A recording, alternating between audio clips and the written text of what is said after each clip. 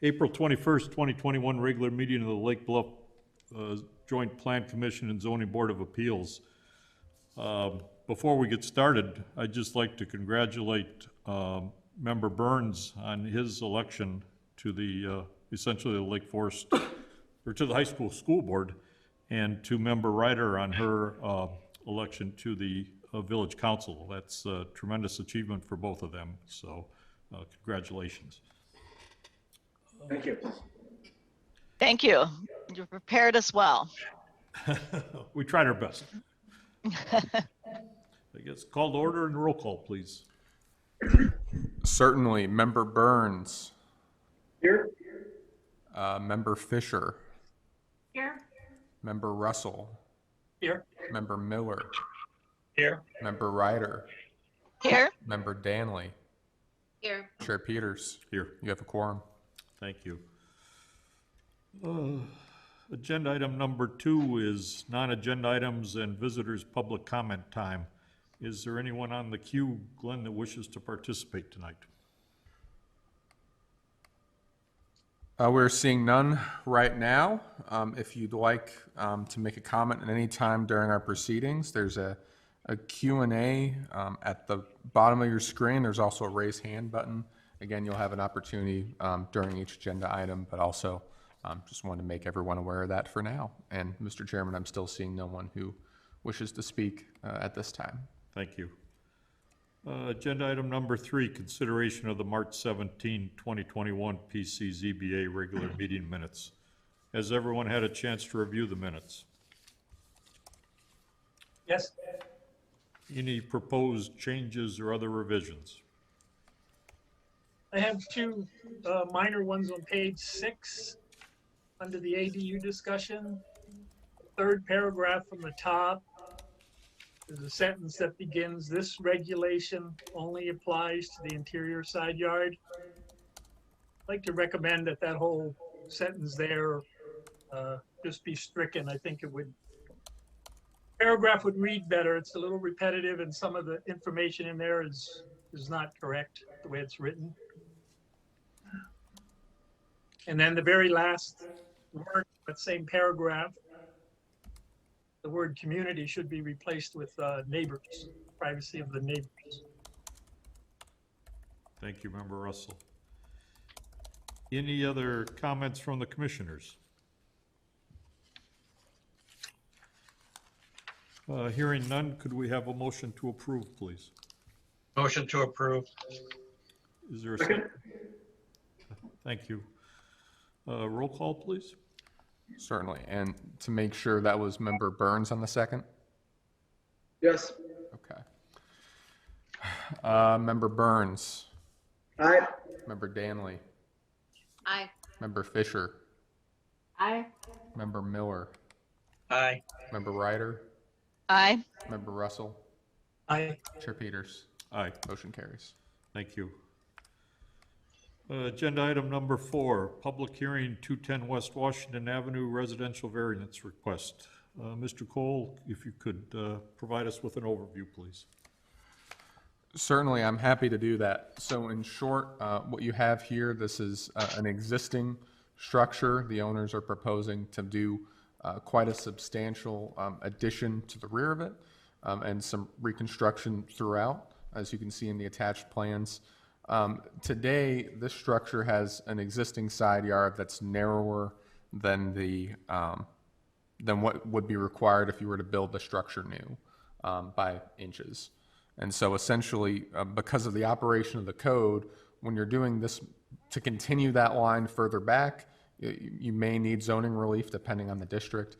But when you're doing as much work as is done here, the goal of the code is to bring things into conformance, right?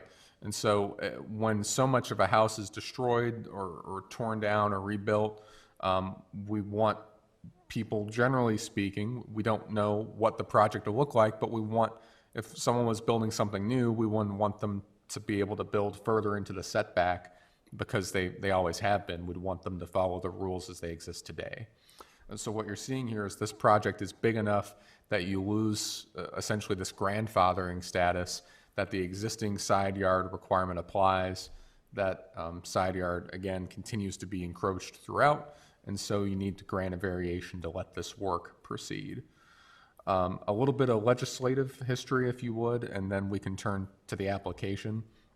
On the legislative side, this went to the HPC for a significant demolition review back in October.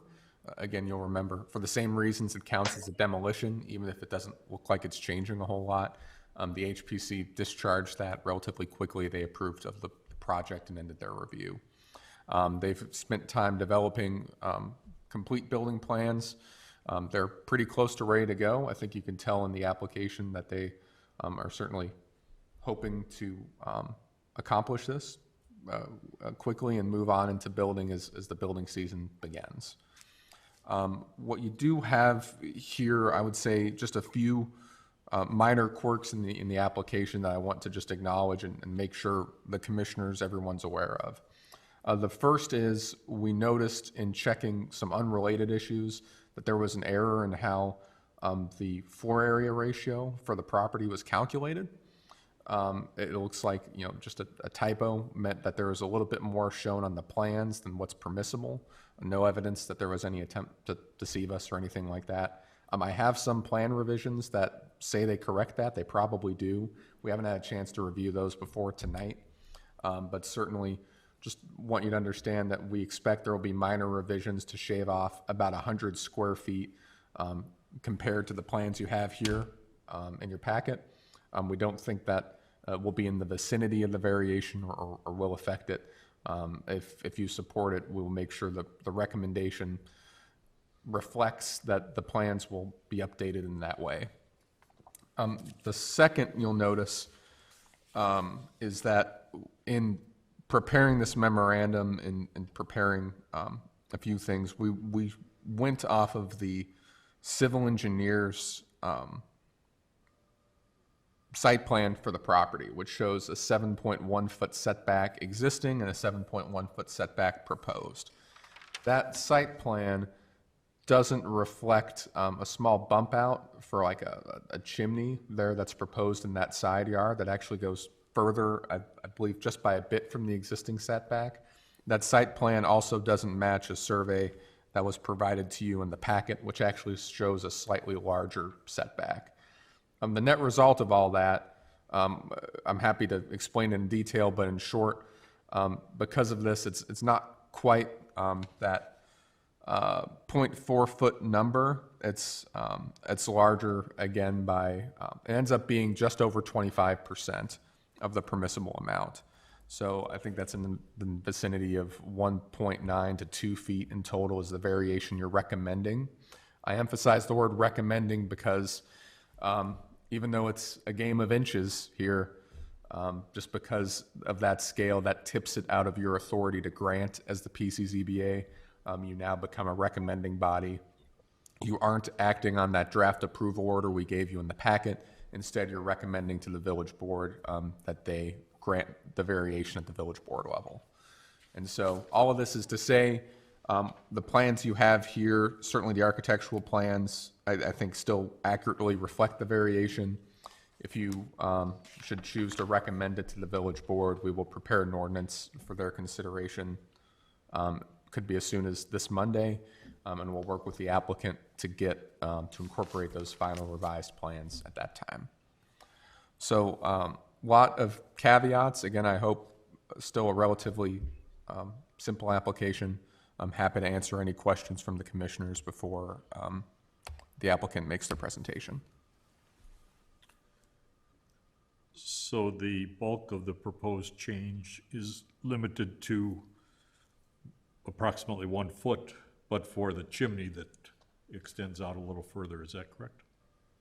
Yeah, so there's the chimney is really what makes the change versus the memorandum.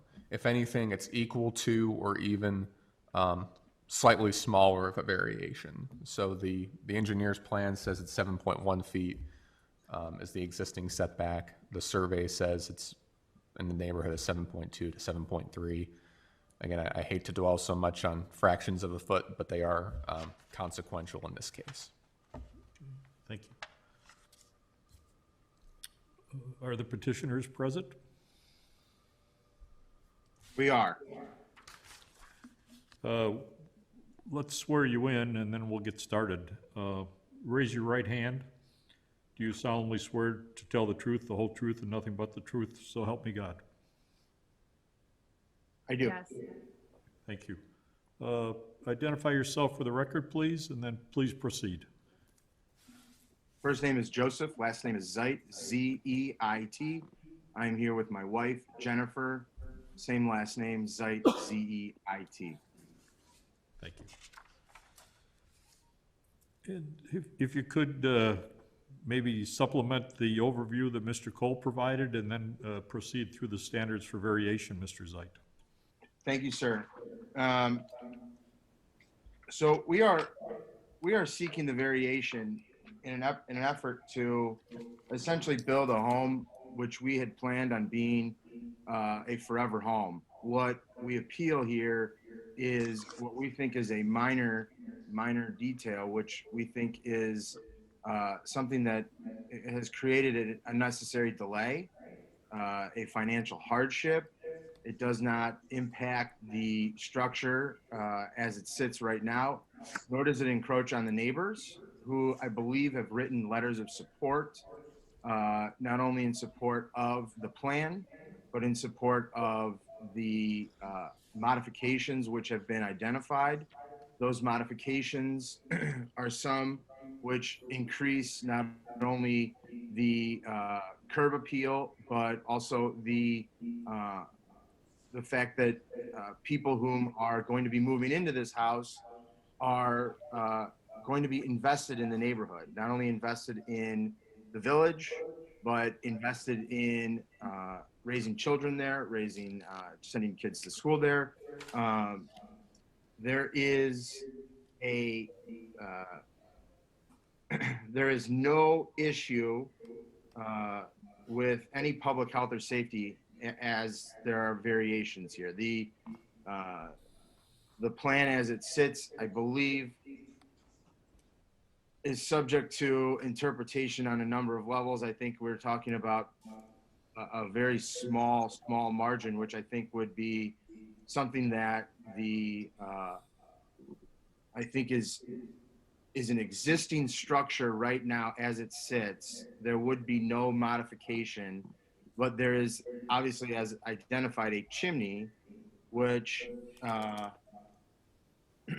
would obviously stick out. And I'll let we have our builder on here who can obviously explain a little bit more regarding the detail of inches, but we think that we meet the standard. We believe that our project is something that is supported by the neighborhood, supported by the neighbors. And because of that, we would ask that you request that you allow us to continue to not only incorporate our plan, but to increase the value of the neighborhood and increase the curb appeal as which it is right now. Thank you, Mr. Zeit. Any questions from the commissioners?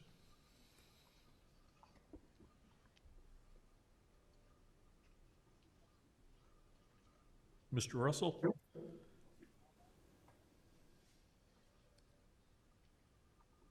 I'm sorry, I just jumped back into the meeting. I lost my connection and had to relocate to a different computer in a different room. I understand the proposal. I don't have any questions. Are we to the point where we're asking for comment? Yes, I think so. Just Yeah, okay, well, I don't have any questions for the applicant. I understand the difficulty of the primary issue, which was the extension of the wall on the north side to force someone to set a wall in 3 or 4 inches to comply with the code for a distance of 9 feet it complicates construction, it requires extra cost, and for that type of dimension, it makes no sense to me. The little chimney, because of its size and the type of chimney, doesn't bother me either. So I have no other comments or questions. Thank you, Mr. Russell. Mr. Burns? I I echo George's comments. This isn't a huge encroachment. The neighboring property is very close to them as well. And I think it's economically doesn't make sense to do it in another way.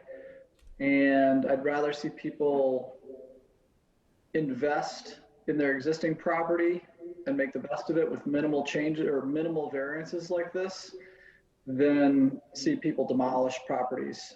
Obviously you could put a much bigger, or not a much bigger, but a bigger house, and that would be much more disruptive than doing this, in my opinion. So no questions, and I'm in favor of it. Thank you, Mr. Burns. Ms. Ryder?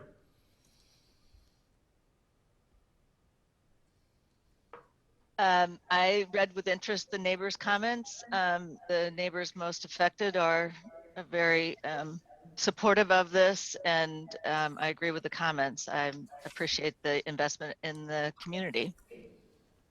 So I'm in favor. Thank you. Ms. Fisher? Yeah, I think the requests are all very logical, as everybody said. The neighbors approve. I think it's a hardship for them not to have to do something else. So I think that's been proven, and I think it definitely benefits the neighborhood, so I'm in favor. Thank you. Ms. Danley? You know, I echo what everybody's really been saying. I think anytime that we can see a vast improvement in a home, and that you're willing to do this based on coming up in front of numerous boards and various months, and the hardship that I'm sure you're facing going through that, as well as trying to get approval here. But you're not asking, you know, that old chimney in the way. But I really don't see any other way than coming through here, and very much in favor. Thank you. Member Miller? I too, echoing the members' thoughts and statements. I have a question about flooding in that area. Has that been a problem? I don't believe so. And in fact, we did have an engineer come out and do a plan regarding that. And if TriStone is on, if they could touch on that, if they have that report. I don't have that, but I know that there has been, that was addressed because I think it was a question that we had previously touched on or were asked of. And I don't believe that was going to be an issue. I have no further comments. Thank you. One quick question, Mr. Zeit, with respect to that 99 square foot or 100 square foot potential FAR issue, how have you addressed that? I think that's also something that TriStone can answer for you. I know that our architect has been working diligently on this to try to figure it out. I myself have just learned about this recently. Maybe Lindsay can step in here. Okay. Hello, I don't know where they. Oh, there we go. TriStone. Can we hear from the architects? The Yeah, developer, we're just trying the to get this builder's figured on. out. I'm sorry. I'm hoping they're not having tech problems tonight. We're trying not to. Jeremy, you there? I am here. If you could speak on the 100-foot issue, please. So right now, the architect has been working on it. Glenn is aware. The architect has been in contact with Glenn on more than a couple of occasions to try to figure out the rule for Lake Bluff as it relates to the FAR. I do believe something was sent late yesterday to Glenn. Him and I did talk today. I don't think Glenn had a chance to look at it, but we do feel that it is within Lake Bluff's rules that we are going to be fine with the FAR without issue. And if not, again, the architect will continue to work with Glenn on getting that addressed. Okay. Thank you. Can you talk about the water situation while you're online? The water situation, again, I've built at least 5 homes in Lake Bluff over the last 6-7 years. As it relates to the engineer, again, you're supposed to watershed properly. So no, from what we can tell, there isn't an issue as it relates to water accumulation. And with that being said, as we build this as a relatively, let's call it a new construction home, for lack of a better word, that obviously we will be then preparing a valley in between the home, next to the home up to the property line, which is basically what most municipalities are doing now. Back in the day, obviously you would, grade the ground towards the property line.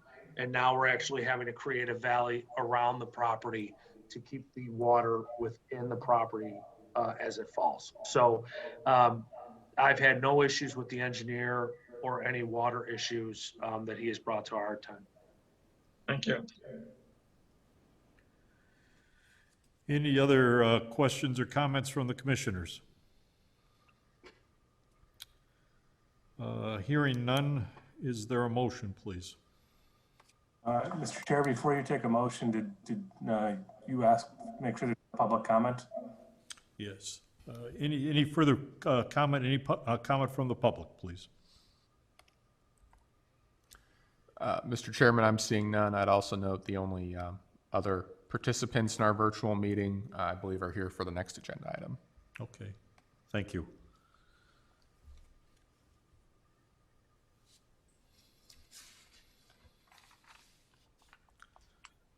All right. Is there a motion, please? Member Russell here. I move that we grant to approve the requested relief in the form of the attached approval order with any necessary administrative changes to reflect the latest issue with the chimney and the revised extent of variation. And to clarify, just briefly, again, due to the dimensions here, we think that that's most likely outside of your ability to approve directly.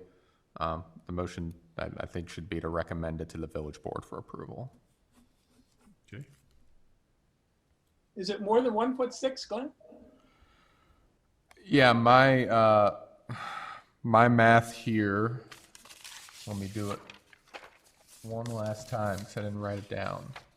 The chimney, isn't the chimney protrusion only 1'6"? It's 1'6" off of the exterior face of the wall, and then the exterior face of the wall is a bit in a setback as it is. So I've got here,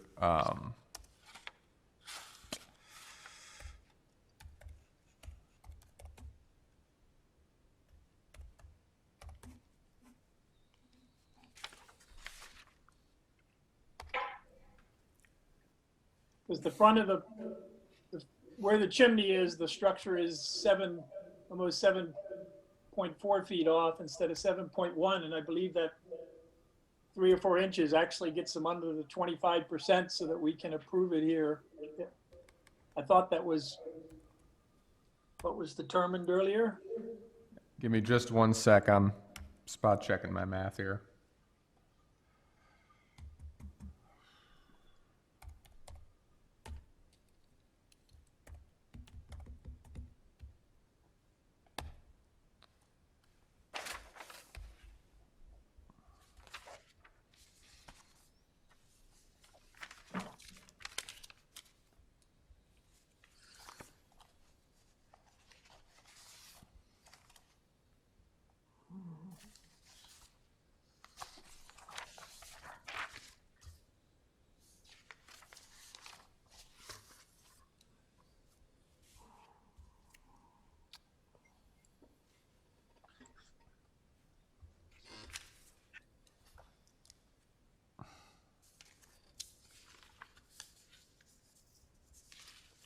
Sorry, folks, if you can give me just one more moment here. I've got a dimension to the back of the interior face of the chimney, and I got to work out on the scale here how deep we're talking fractions of a fraction here, so I appreciate your patience.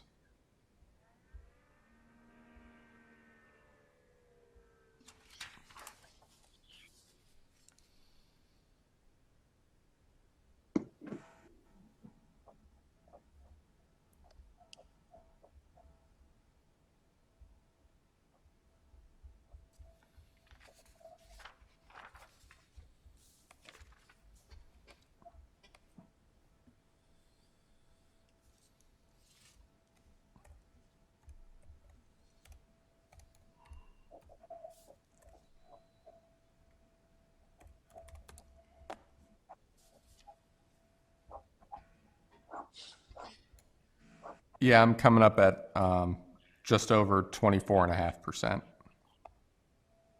So it would be within your authority to grant in the form of that approval order. Okay, that's what I had here.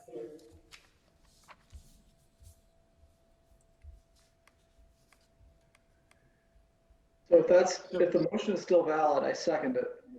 This is Member Burns. Thank you, Member Burns. Any further discussion? Hearing none, if we could have a roll call vote, please.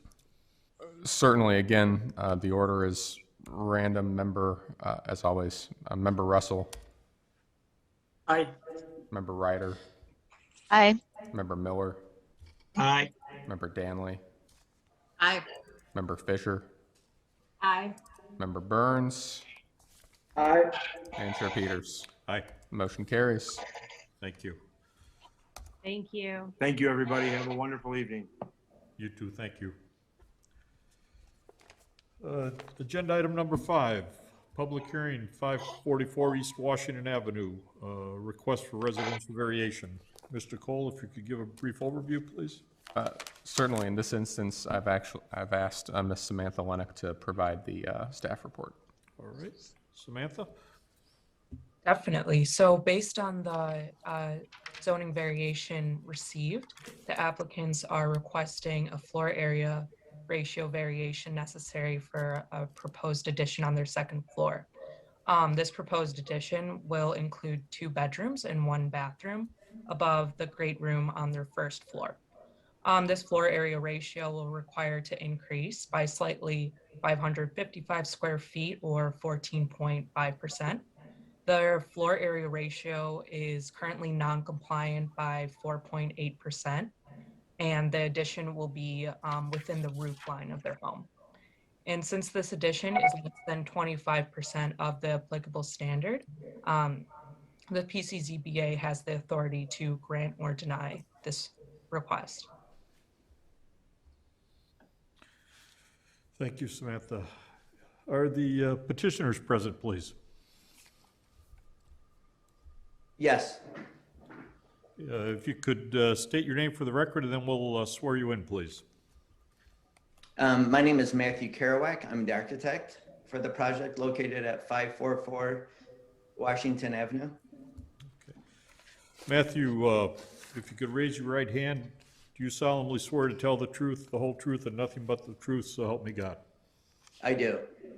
Thank you. Could we also swear in my clients who are also present? Certainly.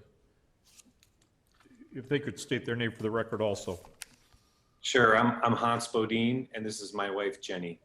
Okay. Same last name. Do both of you solemnly swear to tell the truth, the whole truth, and nothing but the truth, so help me God? Yes. I do. Thank you. Please proceed. So my clients bought their house. They were looking for a long time to move from Tingley Oaks to the east side of Lake Bluff. You know, they're true champions of Lake Bluff. And they sent out 40 letters trying to find homes that fit within their family needs. And they ended up purchasing this house at 544 Washington, knowing that there was not ticking all the boxes for what their family needs.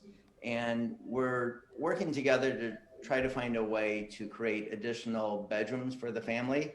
Right now, the residence has 3 bedrooms and 2 bathrooms, and they would like to increase that to get additional 2 bedrooms and reworking the existing area to add an additional bedroom, and then within the proposed new space, add 1 additional bathroom. This request is a little atypical. I've never requested a variance like this before. And I find it very interesting. What we're trying to do is use this space within the existing 2-story family room, capture that space to expand our second floor to accommodate the 2 bedrooms and new bathroom. The only exterior addition would be 2 dormers to accommodate the required light and vent for the 2 new bedrooms.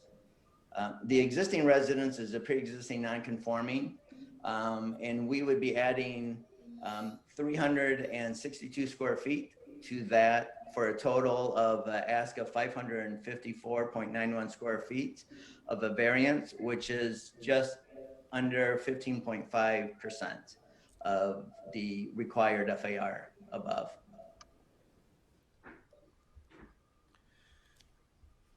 If you could go through the standards for variance, please. Sure. So for the most part, because we're within the existing roof line, we will not be impeding on any of the adjoining neighbors.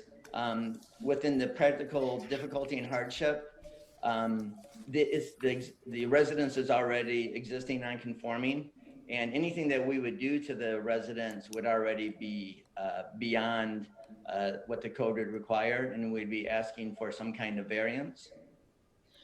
With the unique physical condition, being able to use the two-story space within the roof line, again, would minimize any intrusion onto the bulk of the home, as all the additional space would be captured within the roof line in the existing exterior, except for the two dormers. For the special, not merely a special privilege, the house was built in 1996, and at a price point that this house demanded, most homes of this era, just 1996, and at this price point, would typically have more than 3 bedrooms and 2 bathrooms. What we're trying to do is maintain the level of integrity of homes at this price point. Again, my client sent out 40 letters to try to get a home in this area. As we all know, there are a limited number of homes in this area that are for sale, and this was the best purchase that they could find. For code purposes, the project would be in harmony with the general specific purposes of this code, and the additional square footage would not be evident from the exterior, and there's no issues with public health and safety.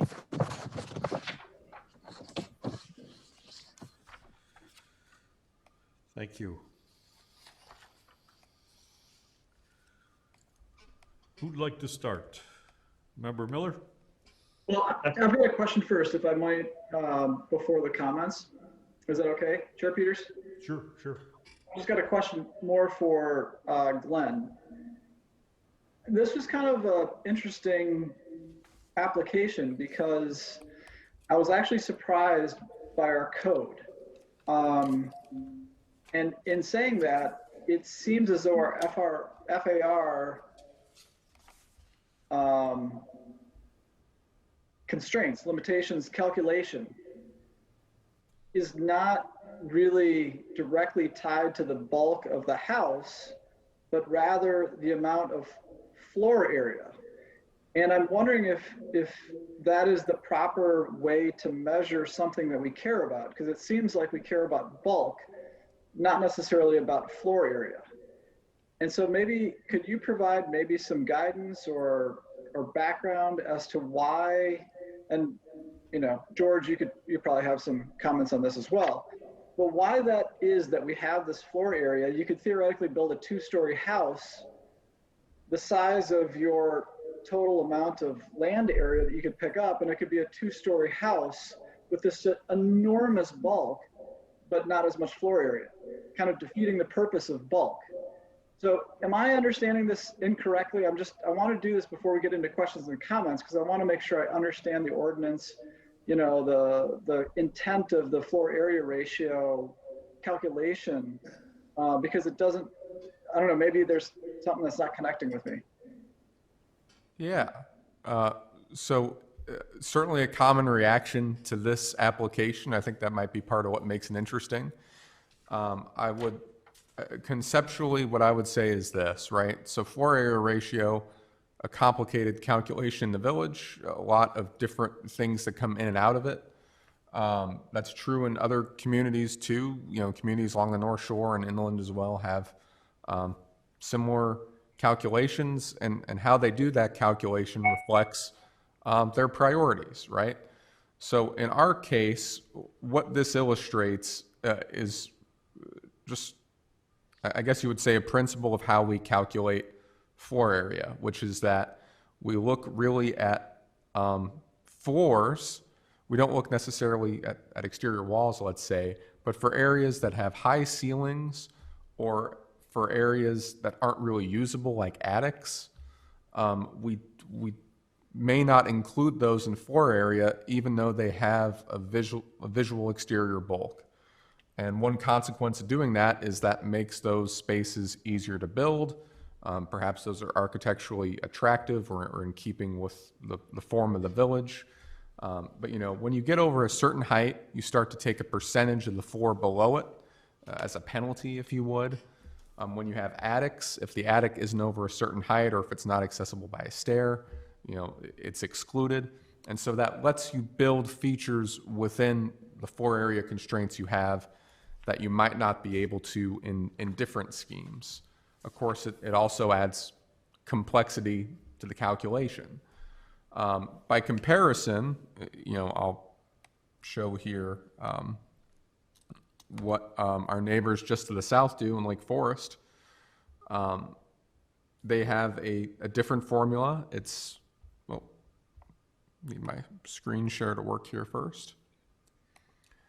And it's simpler, right? Which is just, they take a plane at a certain number of feet above grade. And if you're inside of an exterior wall or inside of a roof or what have you in the plane, that square footage is counted against your floor area. So it's easier to figure out. It doesn't produce, let's say, quirky situations like this where theoretically someone could two-step, you know, they could build an attic and then finish it out, or build a great room and then enclose it, or what have you. But of course, it makes spaces like what we just described, architecturally notable features, it can make them harder to construct. I'd also say, and Member Russell can probably speak better to this having lived it, but our floor area ratio rules in Lake Bluff are calibrated in part to what's here today. And so you can't just substitute one calculation form for another here. You'd kind of have to recalibrate that model to make sure you could still build much of what exists today. Because this form, while it has some advantages and some drawbacks, you know, it'll just tend to spit out a scatter shot of different numbers compared to what we calculate today. So that's the conceptual framework. Does that make sense? Yeah, it does. Thank you for that, Glenn. I still, I mean, without knowing the intricacies of how some of those things that you mentioned about at higher levels, it has an impact on floor area ratio. Without knowing the specifics about that, I guess I look at this model that you just presented from Lake Forest, and it's, in my opinion, much more closely connected to what I think we are trying to achieve as a community in terms of bulk.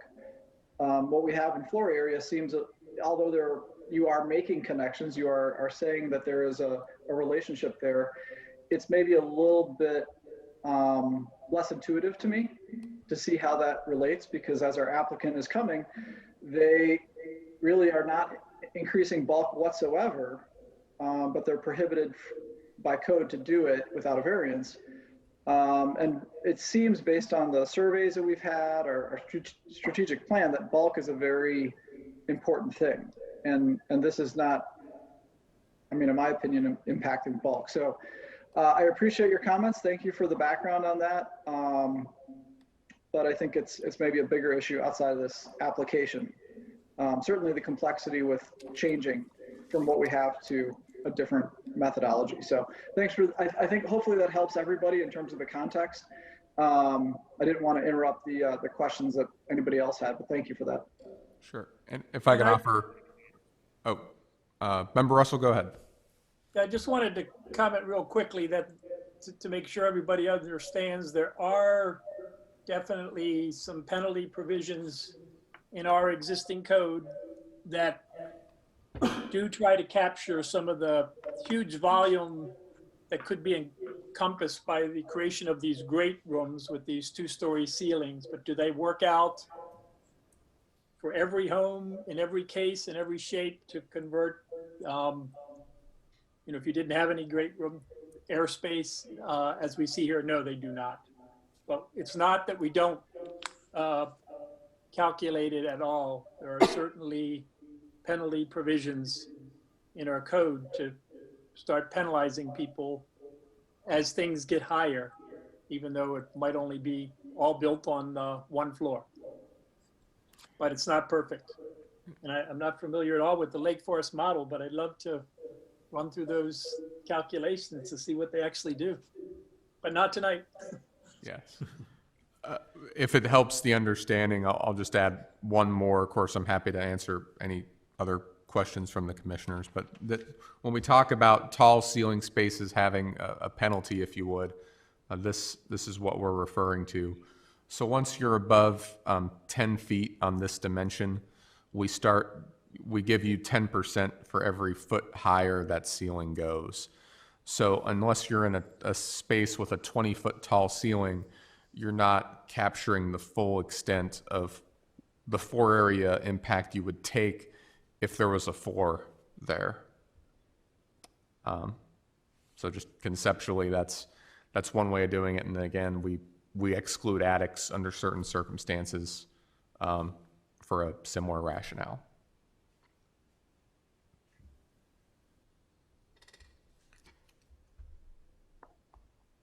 And Glenn, there's no evidence in the historical record with respect to a variance having been granted when the home was constructed back in 1996?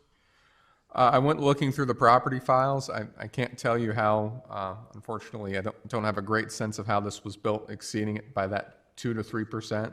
It may have been a calculation error. It may have been a difference in how a calculation was practiced over time. Nothing definitive enough in the record that I'd feel comfortable pointing to. But I certainly don't think I saw anything about a variation in there. Thank you. All right, who'd like to start?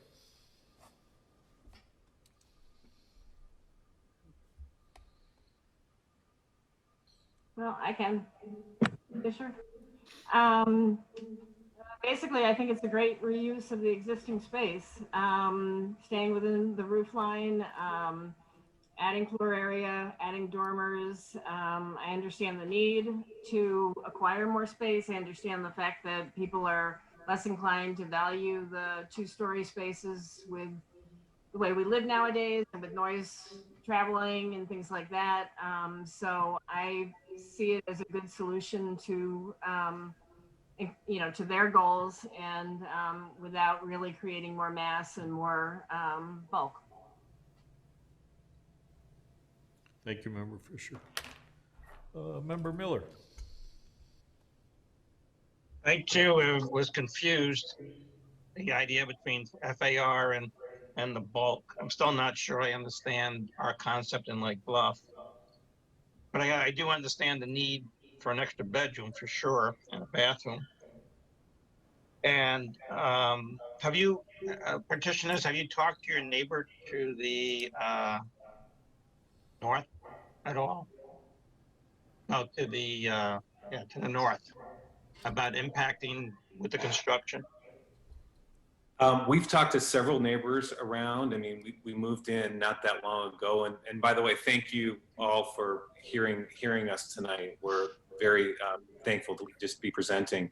But we've talked to several neighbors that we've met here, and we moved in, about 4 weeks ago. So we haven't met everybody, but the ones we've talked to think it's a great idea, have no objections or problems with the plan that we proposed. Because really the only house that would really be impacted, I guess, would be the one just probably a bigger house than your house will be, even just to the north of you on the name of the road. Have you talked to them? Birch. Yeah, have you talked to them at all? We haven't, no. Okay. Right. Well, that said, when you first look at the FAR and what the increase was, it definitely sends up red flags to the zoning board. I mean, it's relatively speaking, it's a big addition, especially when it's already above the required FAR. But as been said, it's within the plane of the house, and you do need the space, and I don't see a big deal of doing this. So that's my comment. Thank you, Member Miller. Member Russell.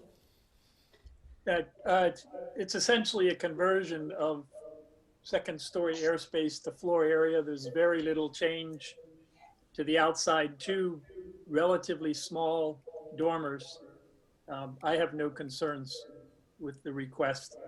It's a great way to create two more bedrooms and not hardly create any true exterior bulk at all. Thank you, Mr. Russell. Member Danley. Oh, I agree with everything that I've been hearing. And honestly, the addition is within the existing roof line. I mean, that says it all, doesn't it? I mean, it's not really affecting anything except the few dormers. So I have no issue. Thank you. Member Ryder? I agree with what's been stated. All right. Member Burns? Yeah, so if I look at it from the lens of what we're trying to achieve as a village, I have no problem whatsoever with it. I mean, it's not, what they're doing is not affecting the bulk at all. And I'm in favor of it, I'll just say that. But that saying, given the comments that everybody has made that, yeah, this is great, this is great, this is great, it raises a red flag to me that we've got our ordinance set up wrong. And here we are, we're effectively saying you can build this house by right and then put through a variance like that with no issue whatsoever. And so there's just some disconnect there that we're not considering how our original ordinance of penalty for second floor space and things like that would then prohibit the ability for us to just seamlessly just boom, get this variance right through. And so I think we need to be more thoughtful about how that is, because otherwise, and I'm glad the comment came up, like, is this the first time this has been done? And apparently it has, but otherwise there's a possibility of opening kind of Pandora's box of people just creating all these two-story areas, knowing that they can just come in and get a variance to build out all this space because it doesn't affect the bulk. So I think there's a gap there. It's not for the applicants to figure out. I do think they are meeting the needs of the community. They're making improvements and they're not affecting bulk, which is a big, and same thing with like, no water issues. We're not taking up more land. So there's very few issues related to this. I just think there's a loophole there in how we calculate floor area that should probably be further studied. So I'm in favor of this. Thank you, Member Burns. From my perspective, it's a rather novel petition. I don't recall one similar to this in the past, other than perhaps one that dealt with attic space and things like that, and we haven't had very many of those. But I think, as Member Burns and others have raised, it does create a potential significant loophole that somehow or another as a community will have to address. My initial reaction was that we might be dealing with some form of special resolution or whatever, special privilege, so to speak. But I think because it is a matter of first impression, because there is some sort of a gap in the ordinance or in the calculation, that I'm not sure it would be fair to the petitioner to be penalized with respect to this particular petition. So I guess I'm not opposed to the request, although it is exacerbating a pre-existing non-conforming use. Any other discussion, or comment from the public, so to speak? We have no members of the public joining us at this point. If I might add to that, I'd like to reflect on the record as far as what that record might be used for, I'm not sure. But one thing that influences me is that the building of this home dates back to 1996. We aren't dealing with the hypothetical that I think David correctly pointed out, that something was built and then quickly converted. I do appreciate the need to be able to distinguish this from such a case. And so if there were a more appropriate legal way to do that without burdening the petitioner, I'd be interested in that. I just heard Gary reference, or Chair Peters reference, the special resolution, because I certainly don't want to stand in the way of these particular petitioners, but I appreciate the, what's it called? The moral dilemma. No, that's not quite the word. Something like that, that it does create incentives that we don't want to create for future builders. If this were to become, the precedent upon which we must approve similar requests where the building was recent and then quickly converted. No, thank you very much, Member Ryder. Mr. Schuster, any guidance or thoughts? Yeah, so one thing to consider is that the granting of a variation in one case does not create legal precedents in future cases. Every application, every special use, whatever the zoning determination is of this body, each application stands on its own, and each property is different, and there are factual situations that are different. So I don't think that the precedent setting is one that should be a huge concern.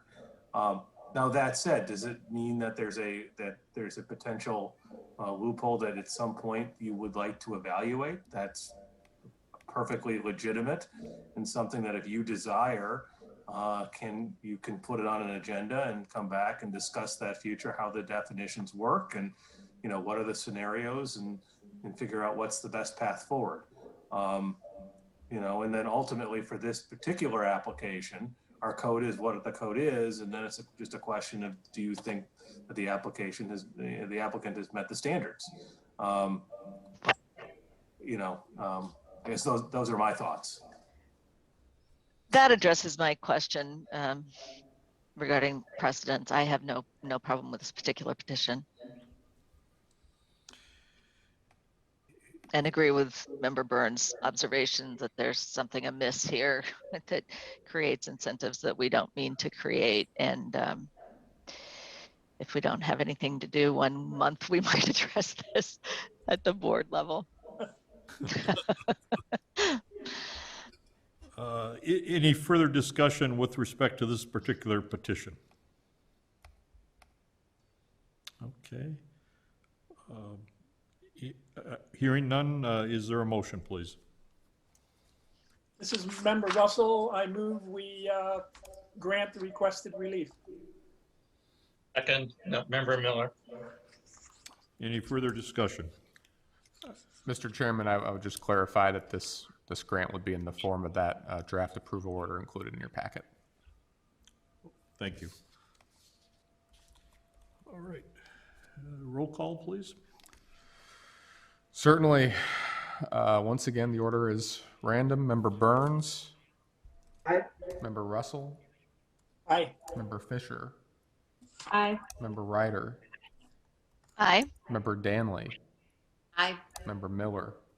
Aye. Chair Peters. Aye. Motion carries. Thank you. Thank you all. Thank you. Thank I you. really appreciate your time on this. Mr. Cole, as always, I appreciate your assistance on our submittal. Thank you. Happy to your service. Thank you. Thank you. I guess before we move on to agenda item number 6, Mr. Cole, this might be an issue that we'll have to explore in a little more detail going forward. Just because it is a case of first impression and see. This issue is in the 4 area Right. discussion we just had. Yeah. Okay.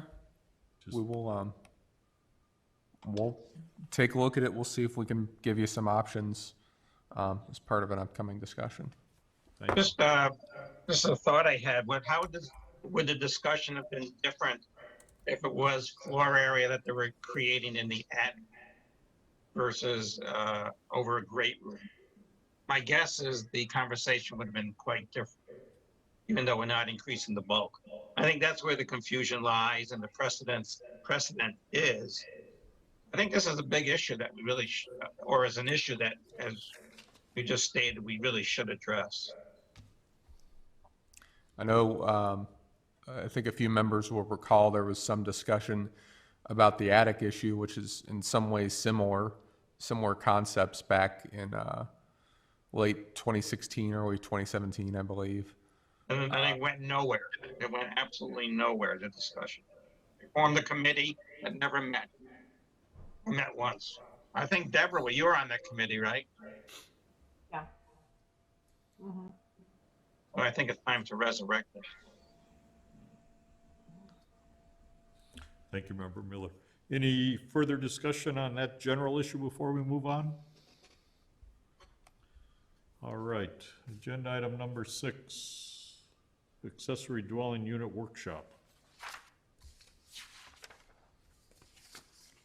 Mr. Cole, if you want to give us a status update and your recommended approach tonight. Sure. So maybe we'll take those in reverse order.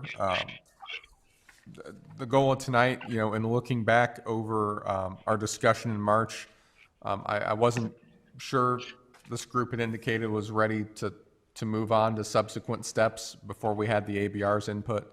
We didn't want to move faster than you intended to, so we're coming back, having met with the ABR earlier this month, having repeated that presentation to that group.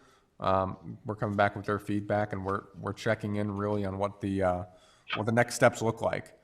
So again, we brought Valerie Burstein, went and myself attended the ABR meeting earlier this month. She made what is in substance, I think, close to an identical presentation. And we had, I think, a good discussion with the members of the ABR, including Mr. Kerouac. We tried to focus on the height question. I would say there was a lot of just questions generally about accessory dwelling units too, nothing wrong with that. And I think we tried to capture the substance of those here in the memorandum. When the minutes for that committee are available, we'll share those with you too. I won't go through these item by item.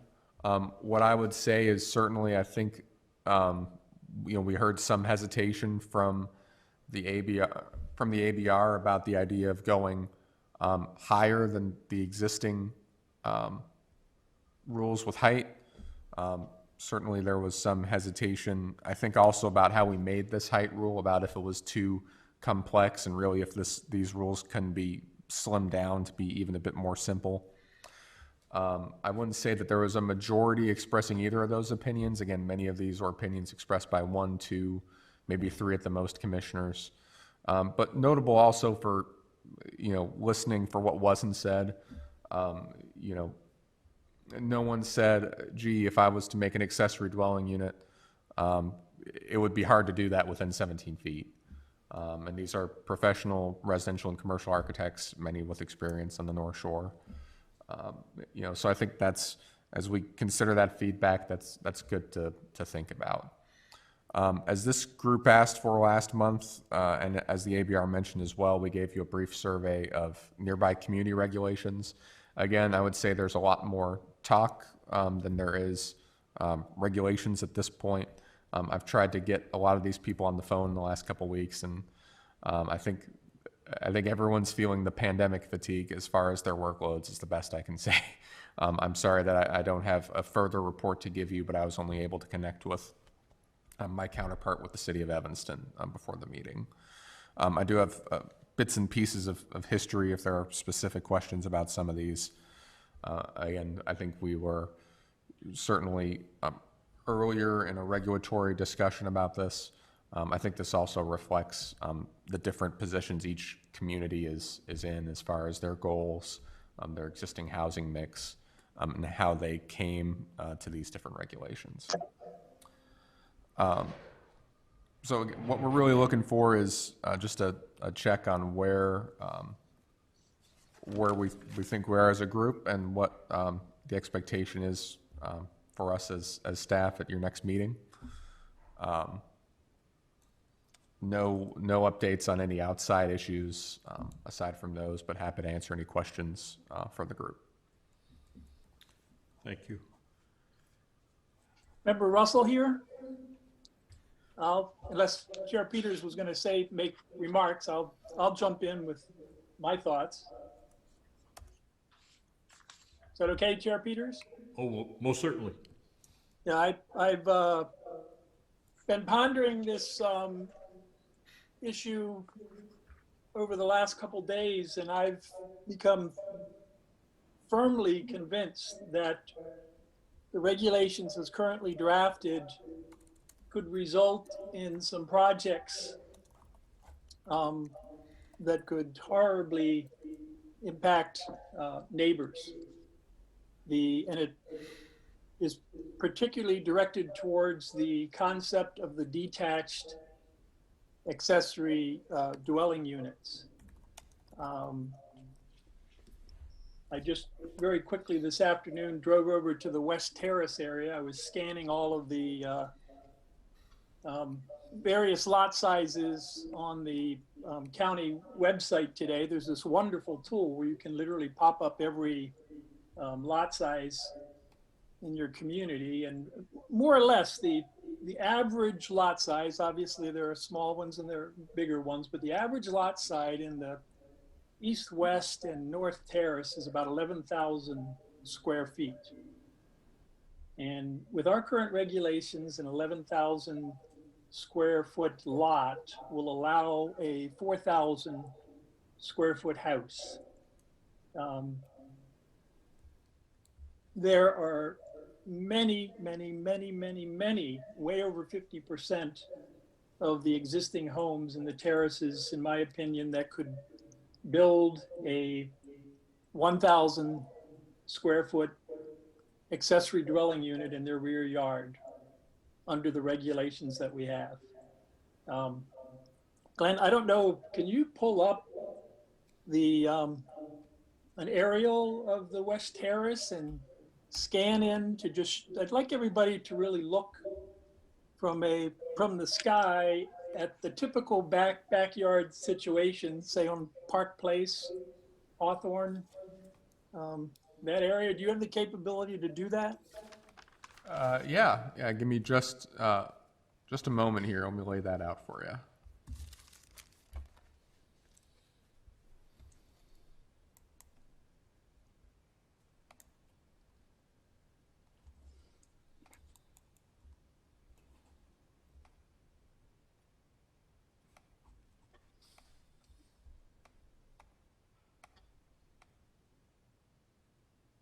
And if you can you zoom in on 401 Park Place?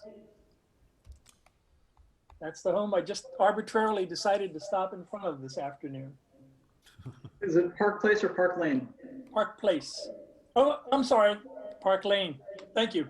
Oh, no problem. You should stay on the zoning board. My computer as we go too, so I was just following along. All right. So zoom down in 401. You type it into the little box up there in the corner, Glenn, it'll zoom right in.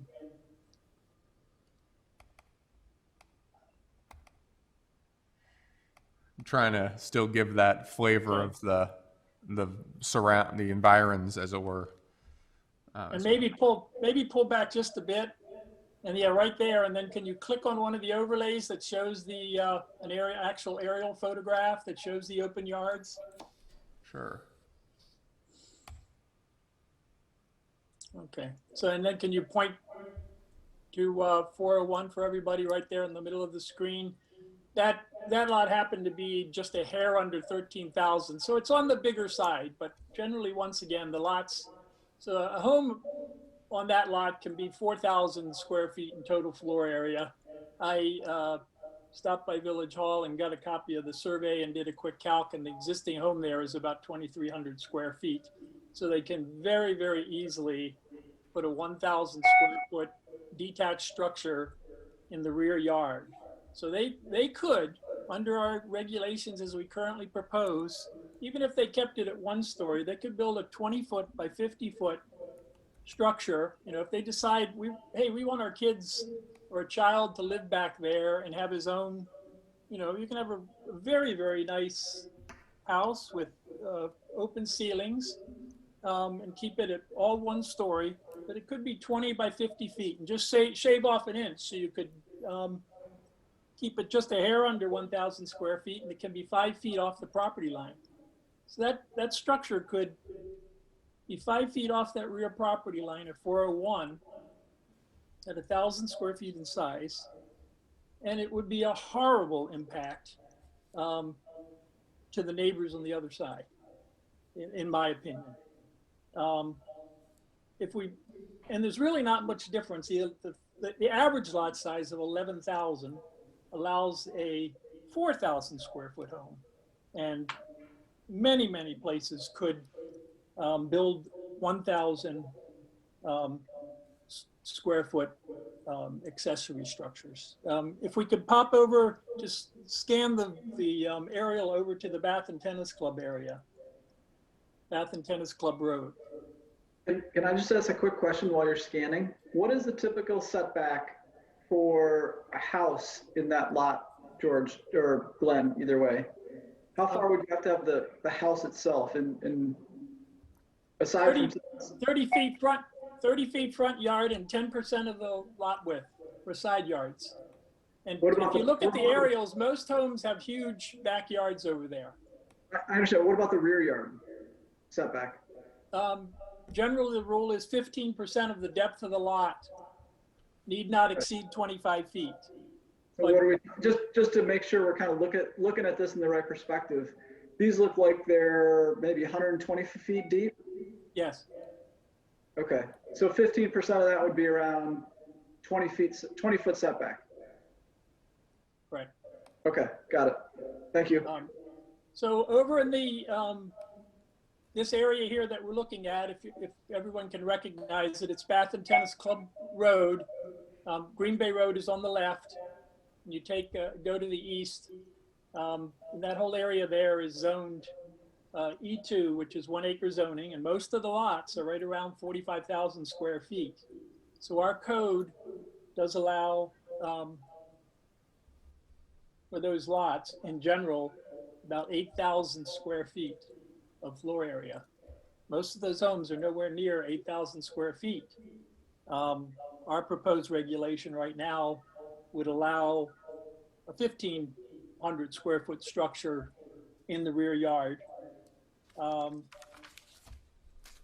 They would, if they built it at 1,500, they would have to pull off the lot line 20 feet or so. But you could have structures at 1,500 square feet. If it was a footprint for 1 story, 37 by 40, 25 by 60, or if it was 2 stories, 25 by 30, 2 stories high, up to 24 feet under our current regulations. These are big structures, and I have become convinced that it could potentially hugely impact a group of neighbors if one person decides, hey, I'm going to build a house, nice house in the backyard for my kids. And I don't think in all this analysis that we've done that we've really examined the worst cases. We've said, well, we can do this, but staff hasn't gone through and shown us the worst cases. And there can be a multitude of worst cases in my view. So I personally think where we stand right now that we need to strongly consider not allowing detached ADUs until in such a time that the impact of this type of construction in neighborhood is really and thoroughly flushed out, because it simply in my view has not been. And I'm embarrassed at myself for not grinding these numbers out earlier. But it's at any rate, that's my my deal. I did note that I don't compare us to Evanston at all. We're not really like Wilmette either, but I was amused to see that Wilmette, which is the one community we're being told that does allow the ADUs, they only allow them as part of the existing dwelling unit. Within the existing dwelling unit, they don't allow the structures. So I know sometimes it's nice to be on the cutting edge, but I think we better tread very carefully before the first one comes down the pike. And if land values, continue to increase in the feeding frenzy, and we don't know where COVID's going, there could be a huge interest in building these structures and rear yards for family members. And, we might take the position, or some might take the position, well, let's see how it goes for a year or two. But what do you tell the neighbors that are then living with one of these right over their rear yard fence? It potentially can change the character of these single family neighborhoods considerably. So I'll let that rest it there. Well, I'd love to let you let it rest, but I've got a couple clarifying questions, George, because I think you bring up some very good points. But I want to get a little bit more understanding with your concerns, if you don't mind. So are you concerned, because I think one of the things that Glenn brought up was height. Is it height? Is it distance from the neighboring yards on the side and rear? Or is it a secondary residential unit? And the reason I ask is that, and one of the reasons I asked about the rear yard setback, is that if you placed the original house within the setback, you could be theoretically just as close to the rear yard as, the accessory dwelling unit. So is it related to the way the ordinance is drafted, or at least the guidance is drafted right now in terms of how close it is? Is it there's two dwelling units, or is it a height issue? Just trying to get, inside your head and really, understand where the most, the highest priority concerns are. Well, in my view, the most egregious type of construction would be the two-story accessory dwelling unit. And yes, granted, once you start to pull away from a property line, it lessens the impact. But I would really encourage all the members to scan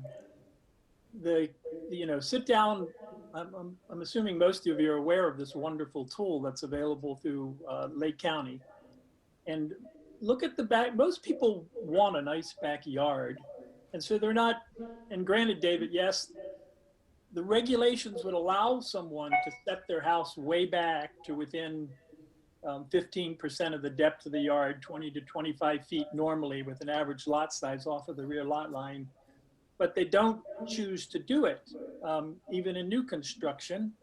You see that by virtue of scanning the aerials. Normally people build to whatever the front setback line is and allow themselves to have more rear yard. But this is a huge incentive. This will be a huge incentive for some folks to be able to build these what really aren't too small of homes for their, I'm using children, but because I think that's actually the type of thing that we might start to see. And that will, just by plopping these structures in the rear yard, we'll just see a second. If you can build a second, we're basically changing into duplexes zoning, if you will. It's tremendously going to change potentially could change the character. And obviously everybody isn't going to rush in and do this, but we have to watch out for the individual resident. We just can't allow a handful of people to do this and then decide, boy, did we make a mistake. And we really haven't had, you look back through all the information we presented, and we haven't been given these numbers of what can be done in the worst extreme. It's just a general presentation of what can be done. And I think the main problem is these detached accessory units. We need to look much harder at these before I think we should ever do a recommendation to the board for allowing the detached accessory dwelling units to move forward. Thanks for the response, George. Good, thoughtful comments as always.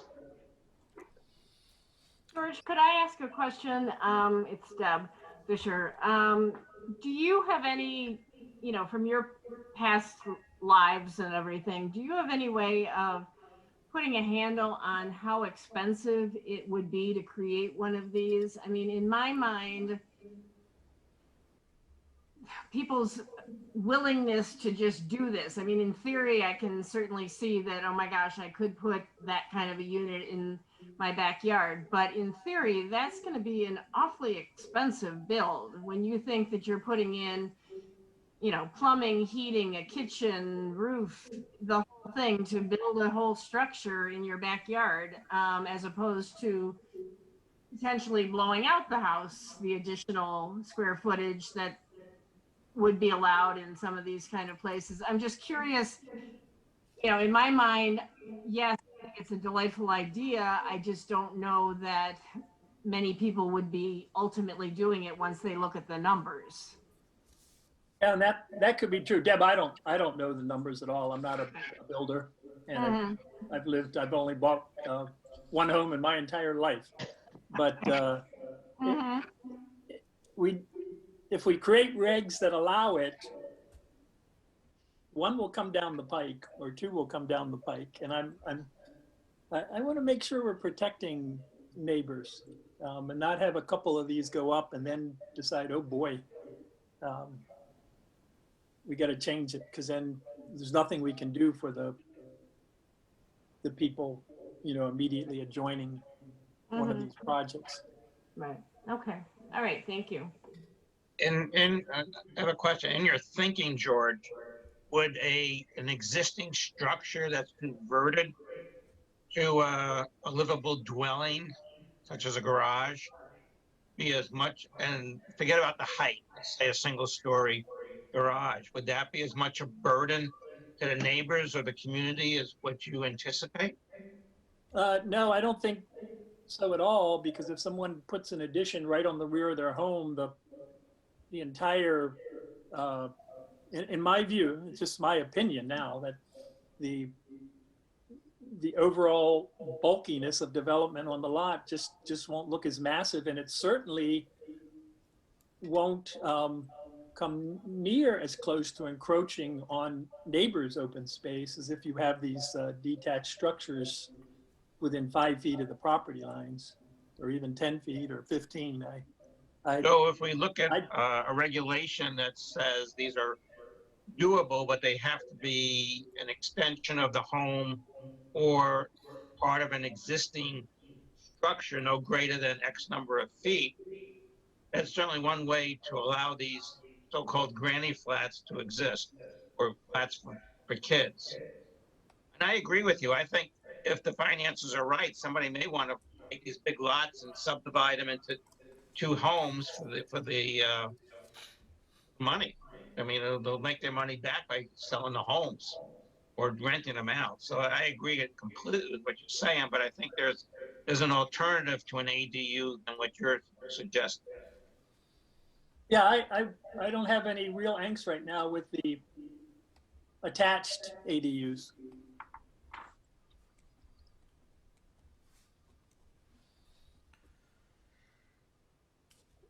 Member Well, you Russell, from my perspective, your insights and critical review are invaluable. I think it reinforces to some extent, or to a great extent, some of my thoughts early on. I just wasn't able to crystallize them from the analysis that you had performed, but the potential adverse impact on the neighbors, it would be virtually astronomical.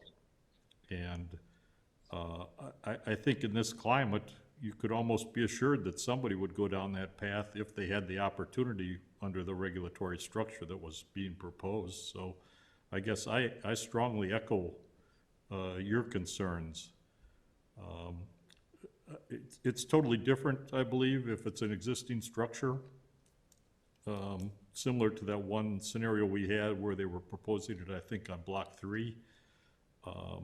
But the threat that this poses is very real and very critical.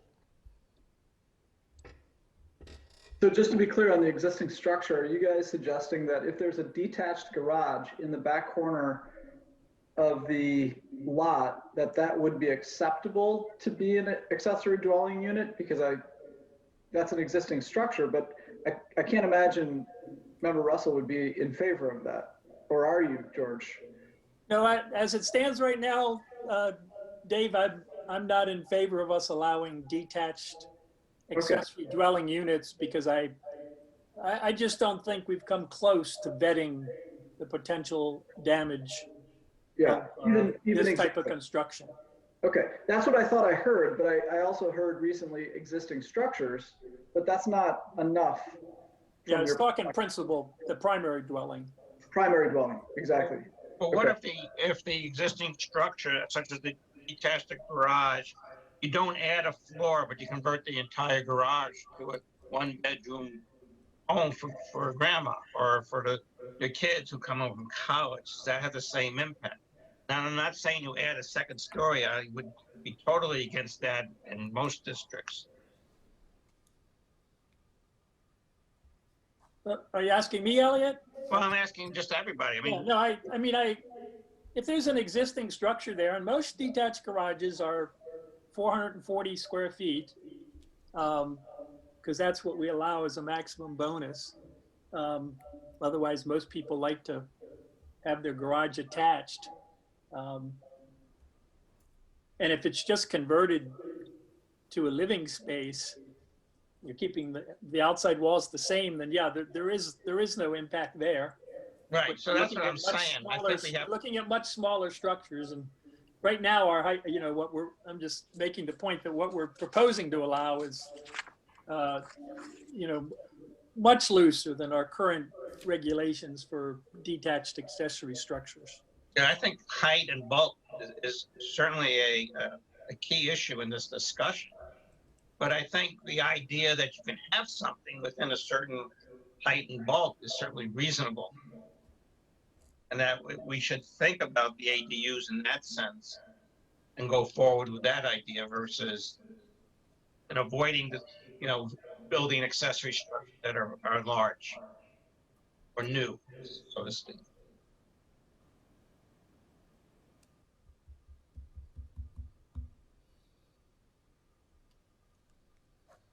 Yeah, one idea is also along that line. I know Lake Forest does have legacy granny flats. I think there's probably a better term for it, but coach houses, things that have been subdivided off of other properties or whatever that are attached to principal homes, they do allow the legacy ones. They have not allowed new builds to happen, but they do allow legacy ADUs essentially.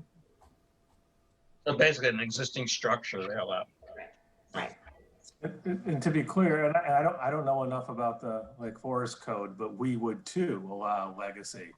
In our zoning code, we have legal non-conforming uses. So if there's a use that's established before it's prohibited, we can't just change our code and say now everybody has to vacate the premises. Rather, a legal non-conforming use, that use is allowed to continue up until the certain triggering events, one of which, for example, if you obviously destroy the structure or a certain percentage of it, you can't just then put a new ADU back up. But if somebody in our village had, and I don't know how many would exist currently, but had one of those that they built years ago under, before zoning regulations, they would theoretically be allowed to continue. Okay, good. Okay, thanks. Thank you. I suspect that we have a couple of those somewhere in the village. I don't know exactly who or where, but I'm sure we have a couple. Well, I'd like to make a comment. George, thank you for going through that exercise. And it always helps so much to just see something very concrete and using an example. I'm not in favor of doing anything detached, but I do think there's an opportunity to look a little farther into an existing structure. This was brought up today, actually. Commissioner had asked square footage, and a contractor said it would be $500 a square foot just to do, not necessarily an office outside their garage. So it's up to 500 when you get plumbing, mechanical, and everything like that. So, and I guess we shouldn't assume that just because it's a high ticket item that people wouldn't do it. It's just maybe we don't even allow that to be an opportunity. So. Thank you, Ms. Danley.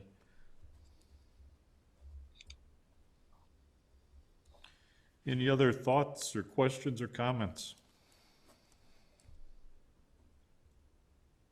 Well, just on an odd little thing, I was surprised to see that Wilmette does allow it actually makes a point, and it almost seems that they want people to use the same entrance. So I know I had asked about that last meeting, because I'm still convinced that as soon as we have an ADU allowance in place, someone's going to want to build out their basement for one of their kids, or a young family of relations, and they're going to want to use that, just going to want to use the same door. And I just think we're going to grant, if they come to us for a variation, we're going to, can't imagine why we would say no.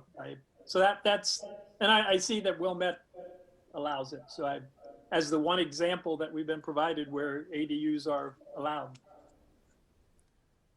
I can speak to that very briefly if you like, Mr. Chairman. Yeah, thank you.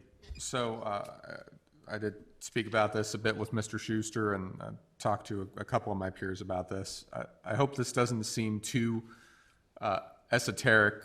It's why I didn't want to get into it in the memorandum. But in short,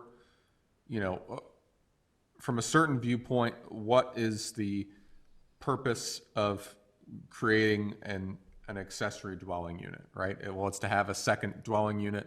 And so you can have, when you have rules that apply about the relationship between occupants of a home or the number of unrelated persons in a home, things like that, that gives you more different groups of people you can put into one structure when you have more than one dwelling unit.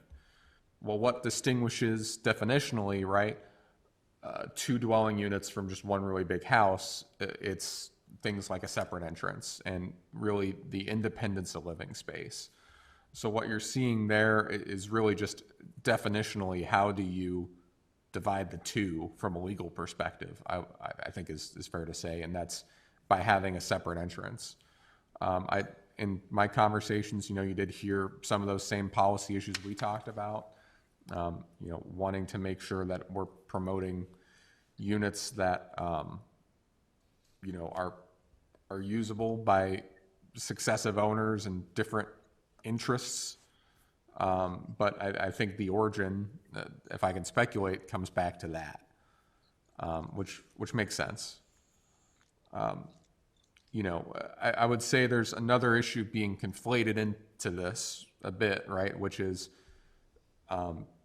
as staff administratively, we understand the purpose of the code is to prohibit accessory dwelling units from being established, right? And so, as we mentioned before, we take that broadly. We try not to allow second kitchens or independent dwelling spaces or things that can be converted to that end. And so if you were to adopt policy changes like this, I think as part of our drafting, we would look to make clear the intent that, if you wanted to have a second kitchen in your basement, that's fine too. I think we would loosen some of the practices we've put in place to prevent accessory dwelling units from being created illegally. And I think that's best illustrated in the form of an ordinance, if and when that time comes. Thank you, Mr. Cole. So, Chair Peters, I do have a comment. And Glenn, I don't know if you could pull up the map real quick one more time, but go to 531 East North Avenue, if you don't mind. And the reason I bring this up is not about the current situation. It's about what might happen 5 years, 10 years from now. Who knows what the economy is going to look like. And I just want to make sure we're thinking through this, because as much as I do agree that detached could be challenging, the person who built this house about maybe 5 to 7 years ago built it in a very interesting way. And so they decided, instead of having a backyard, they'd rather have a courtyard space in there. And although the measurements aren't precise, it's about 25 feet from the rear yard to the back of the house. And you can kind of get the feel of this. It's kind of a long and, not big bulk, but it goes well into the backyard. And then if you zoom, or if you go to the left, you pan to the left, I don't have the exact, about 4 lots over, you can see another house in the street behind it, Scranton, not on North, where there looks to be, it's with the car in the backyard. Their porch looks like it's about 15 feet. I'm assuming that's a porch. Maybe it's a garage. I don't know how you'd park in there, but I'm assuming it's some sort of a family room that's about 15 to 17 feet from the person's backyard. So I guess my point here is, although I do agree with George, if we're really worried about privacy and people putting things in their backyard, we got plenty of old houses that who knows what the economy is going to look like, and they could all be, torn down. And if there's an economy that would benefit this, could we get a lot of duplexes effectively created in a more longitudinal fashion, where, especially on wider yards, they create a driveway that goes along the side of the house, and it's one big attached house. It's not a detached house, but they've figured out a way to use the entire property up until the rear setback, and are just the same thing. They're 20 feet away from the backyard. So if we really care about the backyard and try not to create unintended consequences, then we have to create other stipulations to prevent this, because buildings will get torn down, new developments will happen. It's not going to happen overnight, but as you saw with the first example, and someone built their house right into the backyard, and whoever built this one put it way back in the backyard. If that's our concern about privacy for the people behind us, just saying we're not allowing detached ADUs isn't going to necessarily prevent that. And we have to think harder about how do we want to achieve that in a more comprehensive way that considers intentional attached structures that are meant for the benefit, economic benefit from someone to be able to rent it out or what have you, that could back right up to the backyard.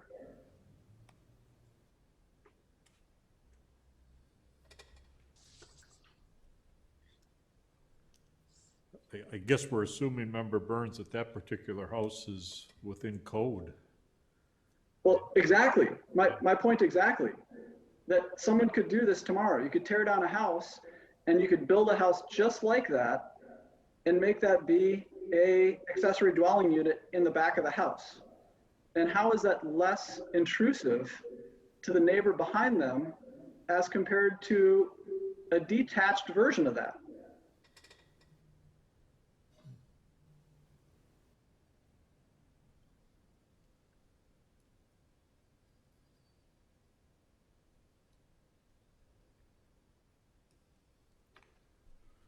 So, I mean, I guess my point is, detached sounds like an easy answer. Let's not make detached versions of this, but people can do it and are doing it, maybe not very often, in an attached version of this, configuration of this. And if there's an economic benefit to doing this, people will do it and they'll do it as of right and do the exact same thing that we've been talking about that we don't want to happen. So my only point here is I think if we're really concerned about privacy to the backyard and that sort of thing, I think there needs to be further conversation beyond detached version. Maybe, backyard setback instead of just detached. Say, if you're going to have a dwelling, that dwelling needs to be this many feet from the backyard, from the backyard line. Yeah, thank you, Member Burns. Mr. Chairman, Yes, I don't mean to interrupt if any commissioner has some thoughts they'd like to share. Perhaps I could offer a couple things to help structure a bit more of the conversation. Okay. Let me, if I could, let me present really two things to think about and to react to, right? The first, and we'll come back to this, you'll remember this from our conversation back in July. I think Ms. Bernstein included, Burstyn, excuse me. I always think Bernstein Bears when I think of her name. Presented in her presentation, right? Which is these come in a lot of different forms. A detached ADU and is in some ways the most extreme, but there are many that come within the footprint subject to the same regulations as traditional single-family homes. And so I think it's important to think about the extremes, but also to think about what our rules, if adopted, would allow. On a similar note, I think as we're trying to figure out the policy direction this group would recommend, certainly thinking of the worst case is important. Thinking of how not to have our rules be exploited or lead to unintended consequences is important.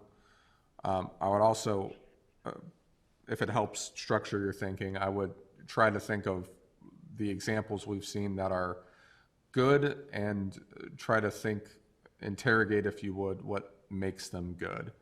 So the most immediate answer, not constructed yet, but as part of the recent Arden Shore subdivision, we approved 2 accessory dwelling units. Of course, excessively large lots, plenty of spacing, plenty of screening, et cetera, et cetera. I won't go on. I'd also say, you'll remember in July, we shared these plans. These were the plans mentioned earlier that were brought up for that eastern end of Block 3.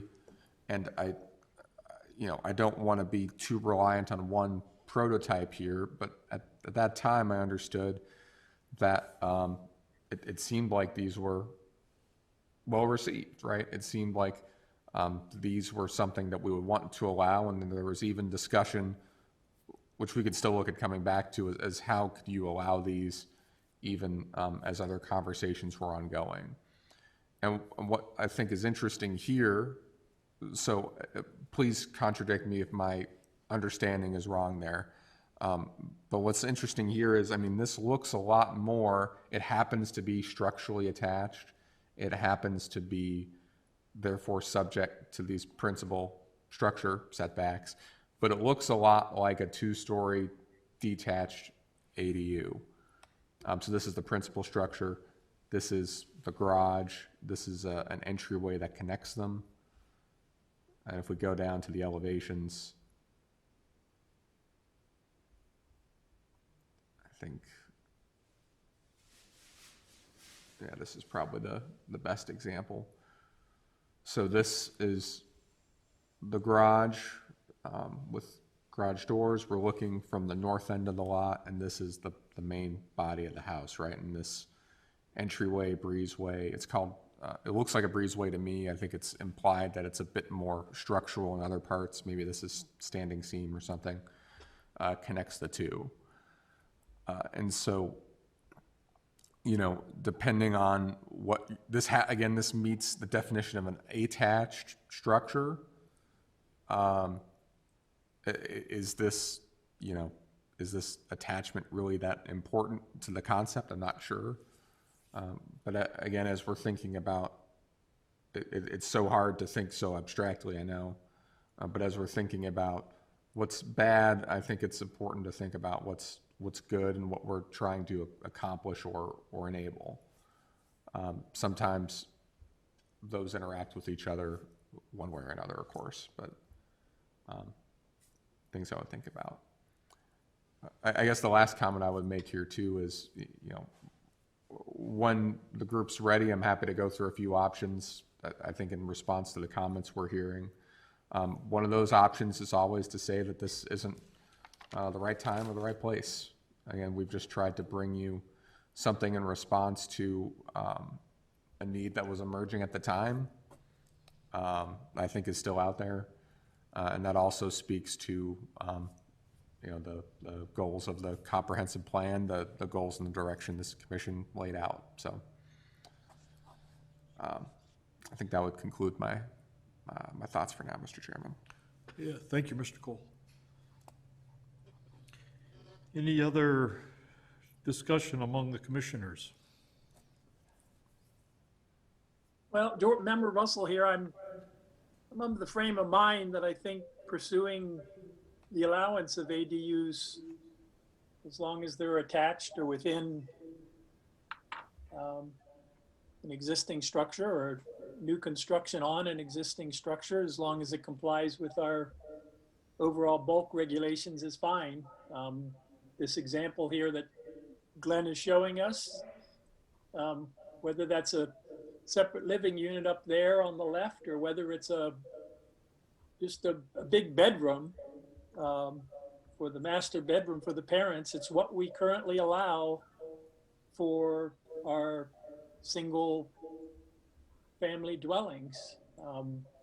And yes, when we look at development on the small lots on the east side, these large homes, like the one that Member Burns was just pointing out down on Scranton Avenue, they do take up a lot of the lot already.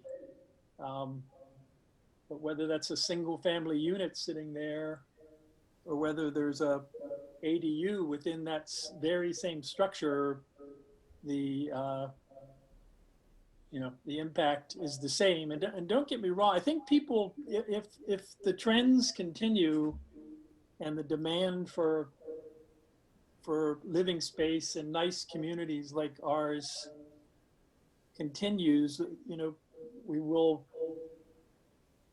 see developers and architects trying to squeeze every square inch out of what our regulations allow. But I think it's another level of energy level of impact entirely for these detached units, particularly in the other parts of town outside of the east side with the R4 that we really haven't talked about at all.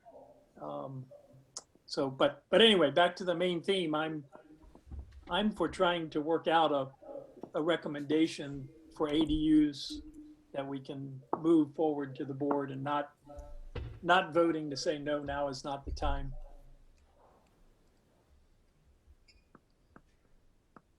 Right, and I tend to agree totally. I think we're only going to be seeing increasing need of people, or need by people, whether it's for financial, whether it's for medical, whether it's for companionship, who simply do want to have, it'll allow them to stay in their homes longer, perhaps, to have a secondary family unit or not family unit.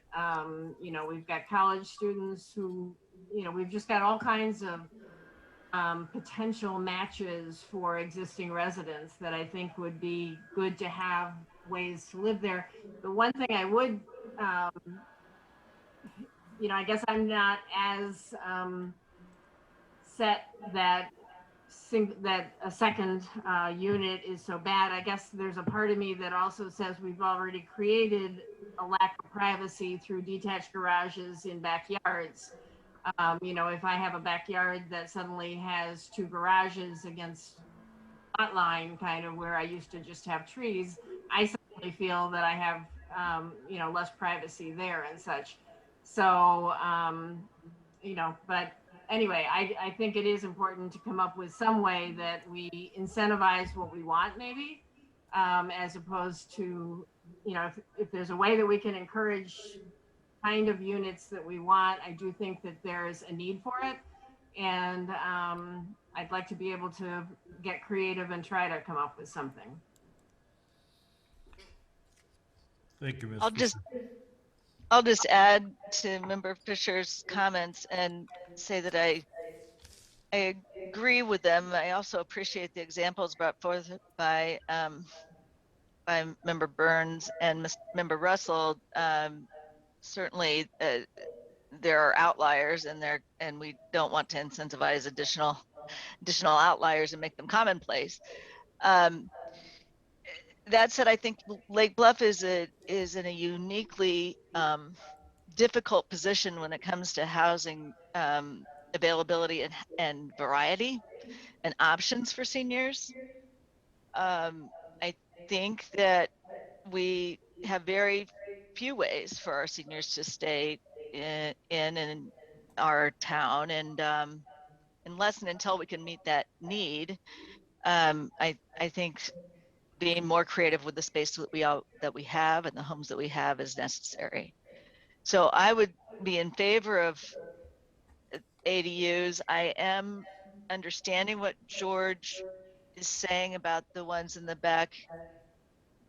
I keep thinking that there's got to be a creative solution to that, and that the incentives that David pointed out, building in the back of the house doesn't, or the lot doesn't really matter whether it's another dwelling or the same dwelling back there. The impact on building in the back of the house, back of the yard, is the same on the neighbors. So I'm not particularly convinced by that, but I think at the very least attached. I would like to see on existing sites, they be allowed even on existing detached facilities. And I don't know yet whether or not I'm convinced by George's argument regarding the detached, where there is no freestanding or no standing building at this time. That I think we should continue to explore. I think George points out some important downsides. Thank you, Mr. Ryder. Any other thoughts or comments? Yeah, so I'll do my final. I would like to see this move forward as well. I don't want to just leave it hanging. I think this is something that will benefit the community if we move it forward. So I'm, you know, from a solution-oriented perspective, if the consensus is to go with George's recommendation and not allowing detached, I'll get behind that. However, another approach to consider going forward, and I'm fine with a conservative approach, to be more restrictive now and potentially consider opening up other things as time goes on. But I would prefer to allow detached, but to do it based on the yard setbacks that we have for our existing dwelling units. So instead of looking at it as an accessory dwelling unit, consider it a dwelling unit. And put it with the same standards that we give to any other dwelling unit. So it's apples to apples. If you're going to have somebody dwelling, they can dwell wherever they want on their property and provide whatever kind of privacy issues, whether it be attached or not. I could put a 30-foot breezeway to connect up my attached structure to the garage and make it attached. But I think that's less important. I think if we really care about privacy, it should be based on a certain distance away from the property. We've established standards for that with our setbacks, and stick to that, whether it's attached or detached. That being said, if this needs to be a further discussion to consider expanding, given George's thoughtfulness and really considering the worst case, that's fine too. So I'm on board with going with George's recommendation, but I do think there should be further consideration for really why detached is not acceptable, and thinking about creative ways to make that acceptable, yet be consistent with our existing yard setbacks for dwelling units. Thank you, Member Burns. I guess from my perspective, I would again echo my concurrence with George's concerns. I'm just deeply troubled by the unintended consequences of a detached ADU at this point. I've been a proponent of the special use permit protocol for perhaps estate 1 or estate 2 lots, but I think when we're in R2 through R4, the threat of a detached having significant adverse impact on the neighbors would be very considerable. I don't think it should be allowed as a matter of right. With respect to attached ADUs, there could be a mechanism by which we could allow that. But again, I'm a proponent of the special use permit. I'd like to have that critical review, but those are just my thoughts.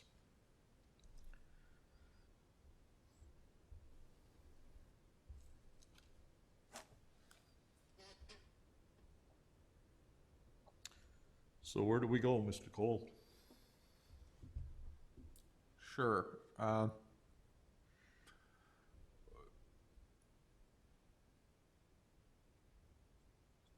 So let me, if I could, ask this in a confirming sense. I think three things that it sounds like the group's in agreement on. The first is that,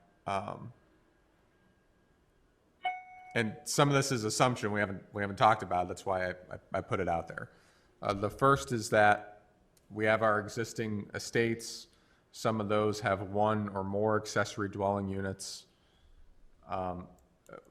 I've heard some support, admiration, what have you, for the approach of Lake Forest, Winnetka, et cetera, and allowing these legacy units. And certainly, as the village attorney said, Mr. Schuster said, many of these can and are still being used lawfully in the village.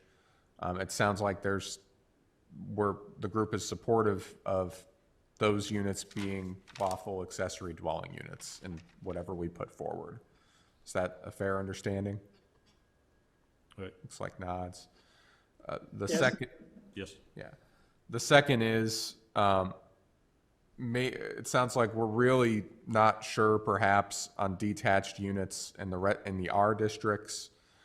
A bit more comfortable in the E1 and E2 districts.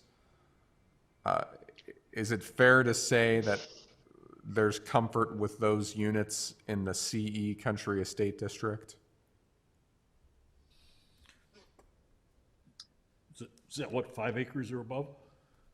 I can check real quick, but yeah, I believe so. Yeah, 4.5 acres. I think the potential negative impact on any neighbors is rather remote in a CE district. George, would that be your impression?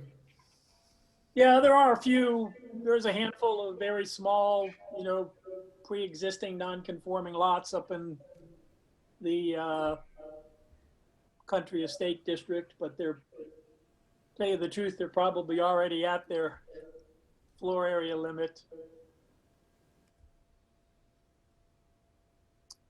I thought the most concerning example that George offered was in the E district, which I appreciate is not the same as a CE, where there was a great deal of FAR available, and the ability to put the accessory units in the very back. I think sort of the R districts take care of themselves with FAR in general, but those E districts that George showed over in the Bath and Tennis Club were the ones that could really get giant or big structures. Now they don't have giant homes on them to begin with, so for whatever reason 8,000 square feet wasn't necessary when they built the homes. But if the incentive is there, I suppose those could crop up in those districts. So it's those middle ones where there's some FAR available, but not enough privacy for the neighbors that are actually the problematic ones for the detached in an odd in an odd way. So I guess where I am is that CEs would be okay with me. But I would not allow it in the E's. If we're not going to allow it in the R's, I wouldn't allow them in the E's either. No, That's where I stand.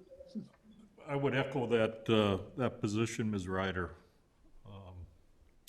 I think George spent a fair amount of time on the E1s and certainly a fair amount of time on the R4s, but I would echo your position and George's position.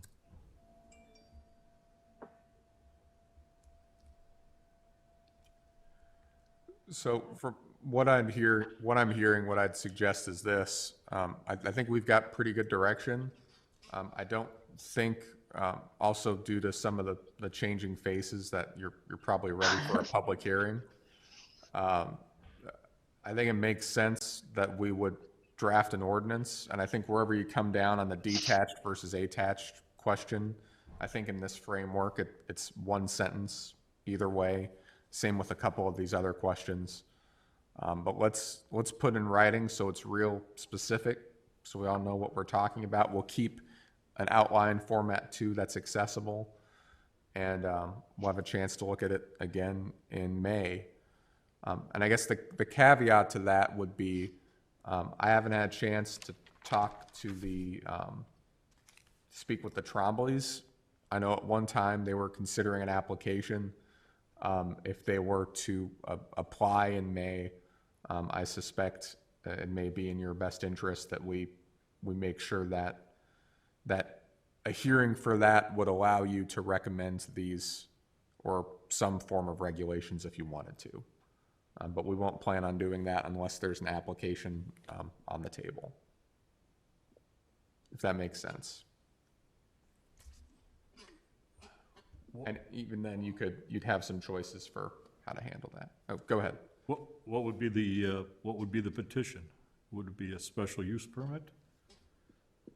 I would call it the kitchen sink approach that we've seen sometimes. You might remember this is what we used in the Arden Shore situation. So essentially, we would give notice. They would present a plan set, I suspect, evolved from this, but not too different. And they would seek a variation and or a text amendment and or a special use. We'd give notice of all three that might result in this outcome, and we'd bring that to you. In some cases, the applicant would write the text amendment. In this case, I think, again, I don't think it's too likely that it will happen in May, but I don't, as soon as I say that, we'll see one, and I don't want to put the group in the opposite situation either. Of course, you could always continue it. You could always have a lot of options to dispose of it. And that's the parcel on the east side of Block 3. That's the eastern 2/5 approximately, Block 3, yeah. Okay.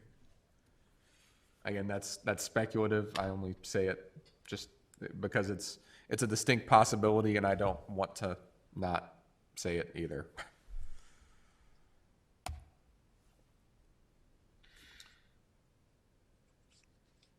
Is there a general consensus to proceed as Glenn has summarized?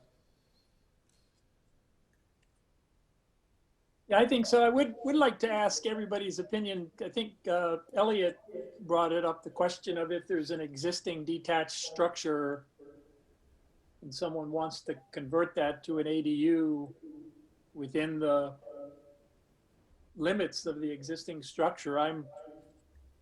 I'm personally not opposed to that. It seemed like it would provide an opportunity for some, smaller 400 square foot ADUs that, really would not have any impact. That would be my opinion. You're thinking, but we'd have to, as a matter of right then, George, if it were in the ordinance?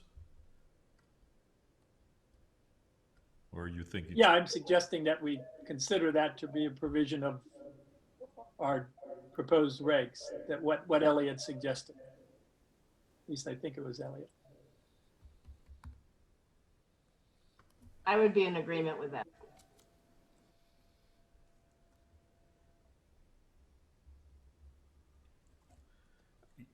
I'm not sure I'm personally there yet, but we could certainly look at a draft.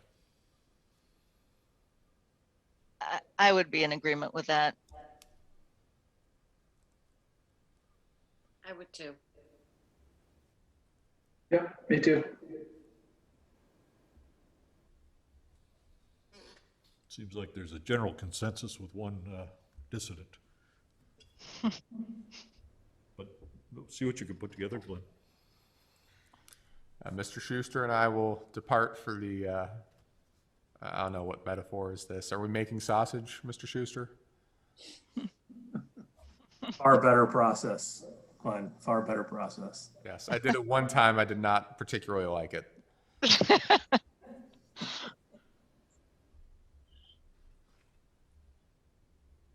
Yeah, we can work with that. Anything else on agenda item number 6 tonight?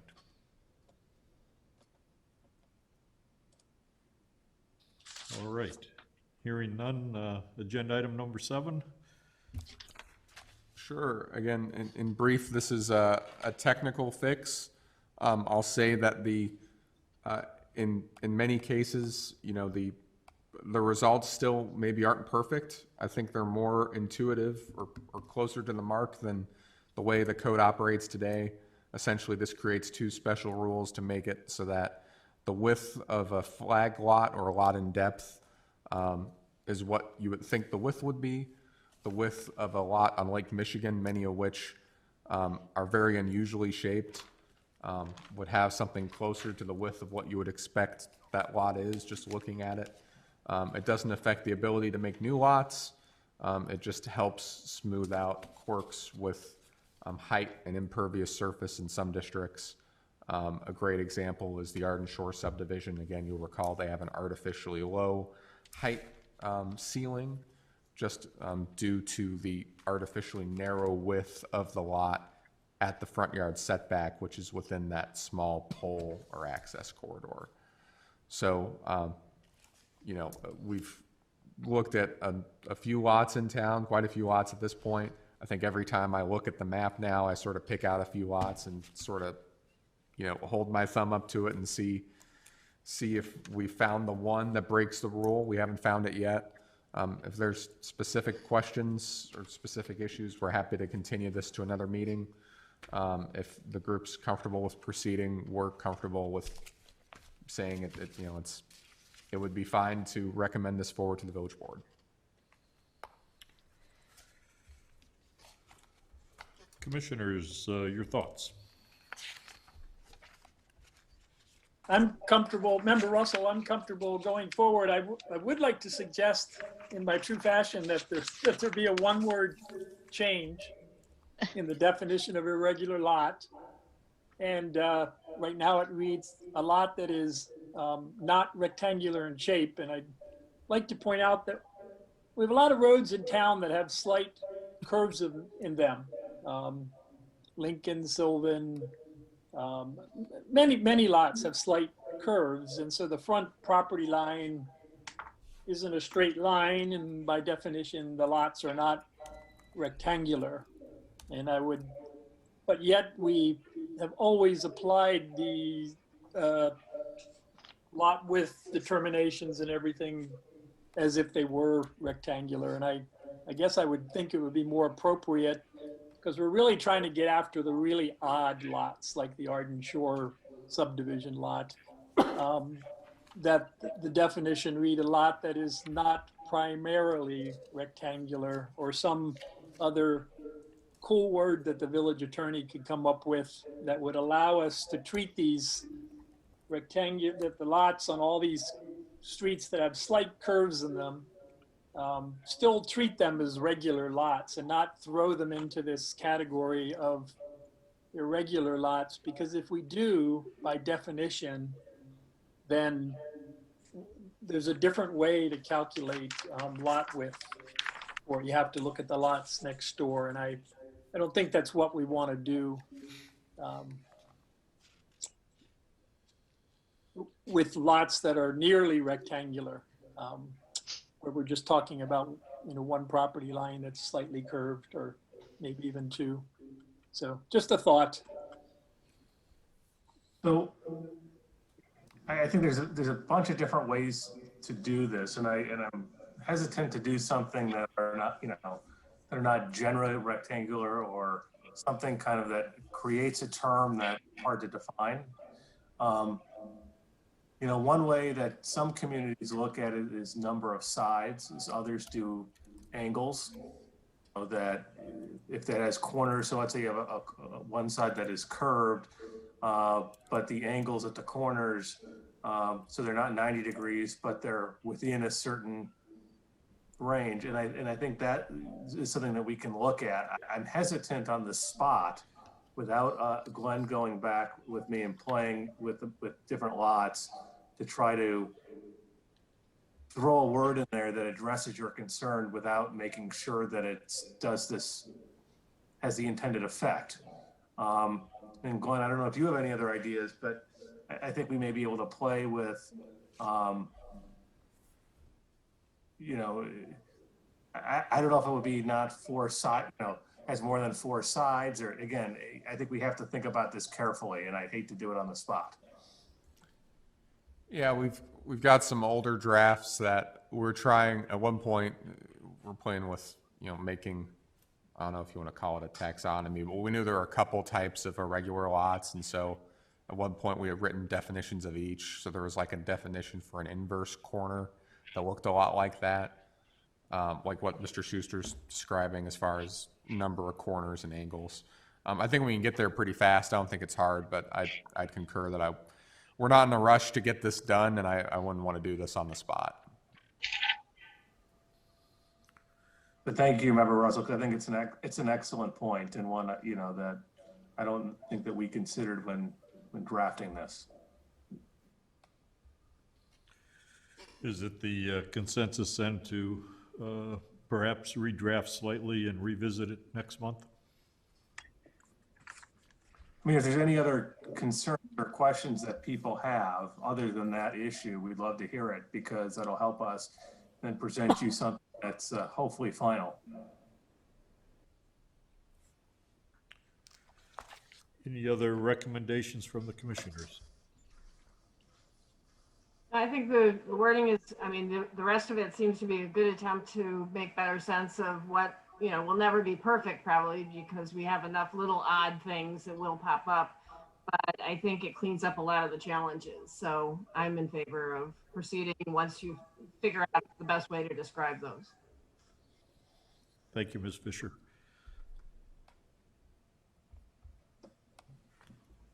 I concur. Thank you, Ms. Ryder. Yeah, I take the same position also.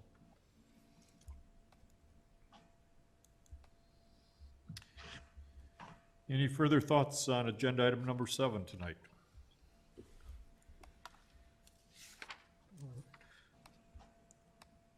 Mr. Chairman, I think unless the village attorney disagrees, that you'll want a motion to continue this to your next regular meeting on May 19th, 2021. Yes, thank you. Is there a motion, please? So moved. Second. Further discussion? Hearing none. Roll call, please. Certainly. Member Burns. Aye. Member Ryder. Aye. Member Russell. Aye. Oh, a little bit of technical issue here. Member Fisher. Aye. Now I've just lost my notes entirely. Member Miller. Aye. Member Danley. Aye. Chair Peters. Aye. Motion carries. Thank you. Agenda item number 8, staff report. Here on Monday evening, the village board, again, this is PCZBA adjacent, might be a good way to describe it. One plank of your comprehensive plan calls for historic preservation within the village, especially with a focus on residential areas. It's a housing policy. For some time, there have been a series of amendments proposed by the Historic Preservation Commission. The village board and the Preservation Commission held a joint meeting this last Monday evening to discuss those. among the topics were discussed were, the commission's recommendations include the days of delay, perhaps establishing historic districts. Many of the comments received were about additional incentives, maybe even in the world of zoning, and also perhaps looking at the propriety, if you would, of voluntary versus involuntary landmarking. I think that group will continue to look at this issue. Certainly I don't think any adoption coming in the immediate future, but just want the group to be aware that discussion is ongoing, both because, again, it implicates the comprehensive plan. Certainly it implicates the village's land use and housing policies. And also there's a text amendment, you might recall, a few months back, I believe in October, that's still pending. Your recommendation to the village board is tied up in there too. That was a small technical change about the village's tree ordinance. So I think that would conclude. Oh, you know what? Member Miller, to your classic question, no further developments regarding Stonebridge or Block 3. Aside from that, that would conclude my report, Mr. Chairman. Thank you, Mr. Cole. Commissioner's report. Member Russell here. I just have one quick comment, picking up where Chair Peters started the meeting. Susan and David, congratulations sincerely on your respective elections. You're both thoughtful, considerate, intelligent people. I'm happy that for you, but I'm very sad for us. It's going to be tough losing both of you. So good luck. Thank you. Thanks very much. Yeah, I would echo those comments again, George. Very excited for you individually, but disappointed from the board's perspective. Thanks for all your great service. Yeah, and I wanted to have a report of my own to just say thank you to to Chair Peters, to Chair Kraus, who was a successor, to allow me to have the opportunity to serve in this capacity. It's been an absolute pleasure to work with all of you and also the previous members of the board. Obviously, there's been tough times and challenging conversations, but it's just been really a gift to hear all of your very insightful and thoughtful comments on these issues that are so pertinent to our village, along with hearing the public. I mean, it was great to really get a pulse. The public hearing sometimes can go a long ways, go a long time, and get maybe a little bit of emotions going, but it's really great to get that kind of feedback and hear what things are going and have discussions about it. So I really am thankful for the opportunities that I've had to work with all of you. I understand the time and effort that goes into it. So I will continue to appreciate that as a community member going forward. So thank you very much for the opportunity. And I hope to see you guys outside of the Planning Commission Zoning Board as things continue to open up. And I hope not to send stuff back to you just so we don't have to decide. So I can't promise anything. But Susan, just remember us. I'll remember.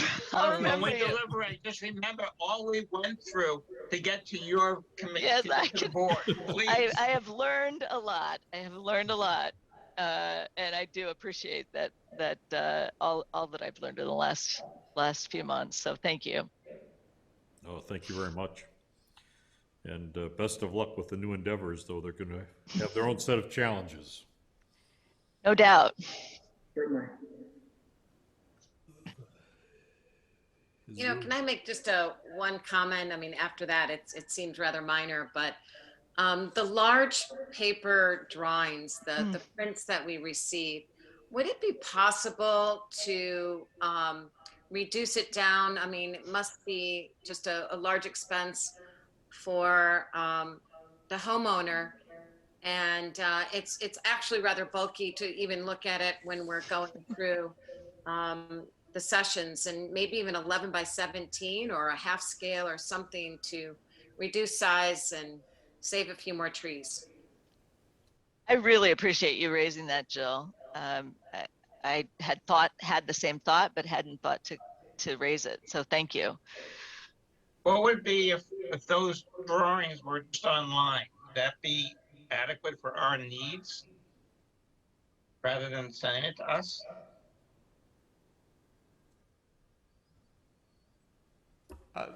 That's a matter for you folks as a commission to decide. We're happy to make it work either way.